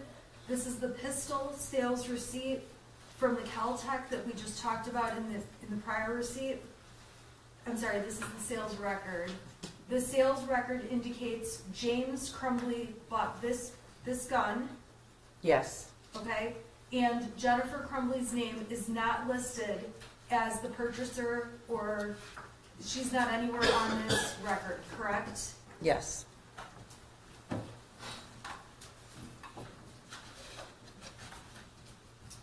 All right, I'm going to number 28, which has been admitted. This is the receipt from the Sig Sauer that was purchased in November of 2021, correct? yes, You have a direct memory of the purchase on this Sig Sauer gun, correct? yes, And on this receipt, this gun was purchased by James Crumbley, correct? yes, The receipt does not have Jennifer Crumbley's name. no, And when this gun was purchased, James Crumbley was accompanied by a teenage boy and no one else, correct? correct, And you were testifying that you didn't have any interactions with the teenage boy who was with Mr. Crumbley. correct, And when you saw this teenage boy with Mr. Crumbley, there was nothing about him that stood out to you as unusual or weird or something that would have raised concern about selling the gun to James Crumbley with his son, No. correct? I'm sorry, the court's making a record, so it's really important we talk one at a time. I'm not trying to cut you off in any way. I just need to make sure the record's really clear. Sure. So I'm just gonna re-ask, and I'm doing it just to have a clear record. When you saw Ethan Crumbley with Mr. Crumbley buying the gun, there was nothing about him that concerned you about selling the weapon to Mr. Crumbley, correct? correct, And on that date, you vividly remember it was only the two of them at the gun store purchasing that weapon, correct? correct,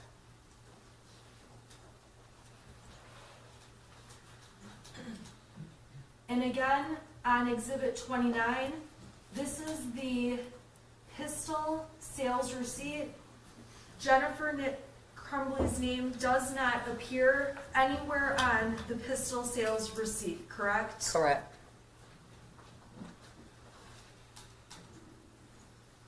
And I'm going to open Exhibit 30, which has been admitted. This is the firearms transaction receipt. This is specific to the November gun that was purchased, the Sig Sauer, correct? yes, And on this form, James Crumbley is the only adult that filled out this form, correct? yes, Jennifer Crumbley's name does not appear anywhere on this form. no, And the information provided was all provided by James Crumbley, correct?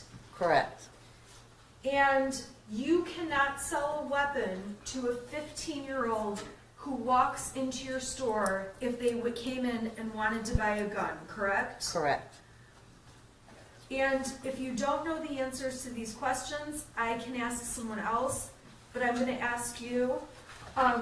When a parent buys a gun, a parent has a right to take their child to a shooting range, correct?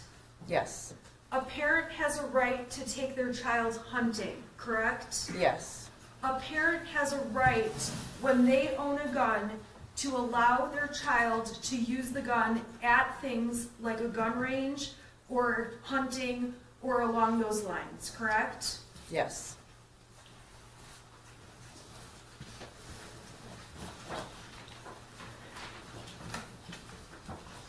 You testified that with the Sig Sauer gun, it did not come from the manufacturer with a lock, correct?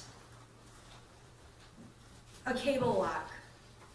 that was a used gun, Okay, so the used gun did not come with a cable lock in the case, correct?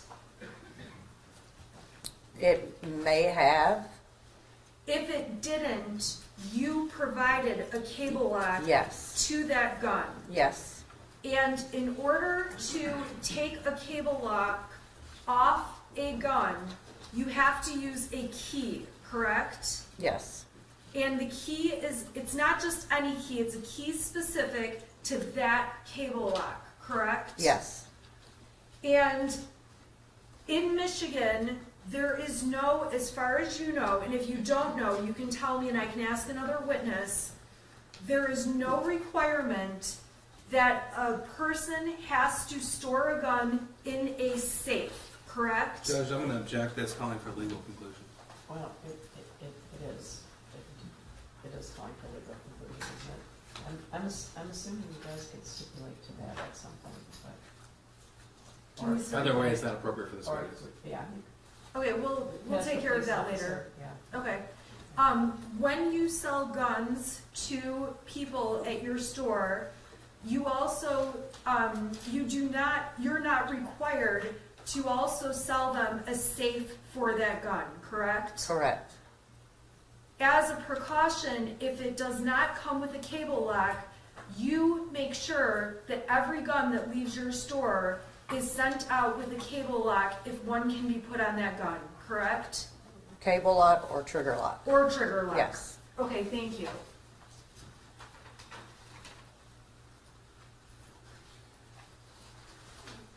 There is not any time that you recall seeing Mrs. Crumbley at the store looking at guns, considering buying a gun, anything along those lines, correct? correct, And of course, I don't expect your memory's perfect. I'm just asking by recollection, you don't recall that Mrs. Crumbley was in there. she was not, no, It's also not illegal for a father to bring children in or a teenager in with them to purchase a weapon, correct? correct, Mr. Crumbley is not the only person who has ever been in the store purchasing a weapon with minors present, correct? correct, And there is nothing that when you come to the door of the store that says minors cannot enter the store or look at what you have in terms of your stock, correct? correct. May I have just a minute? Sure.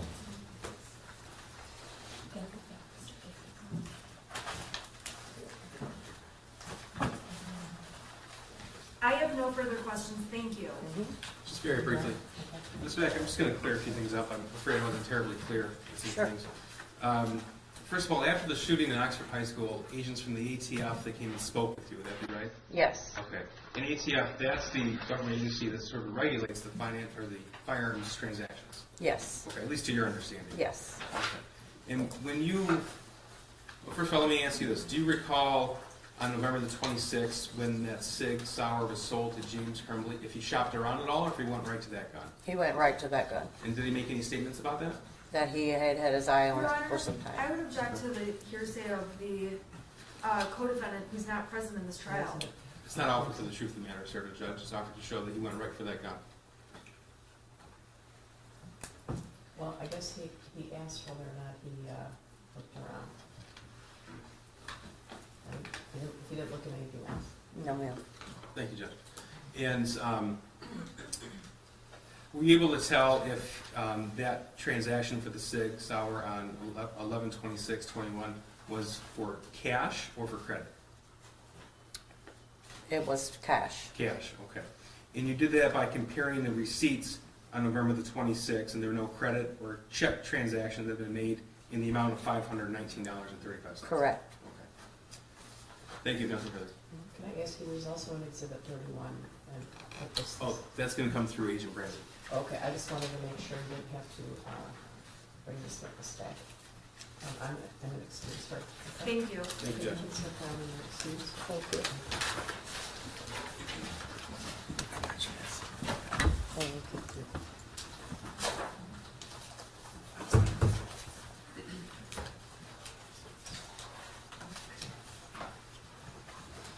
Your lunch is here.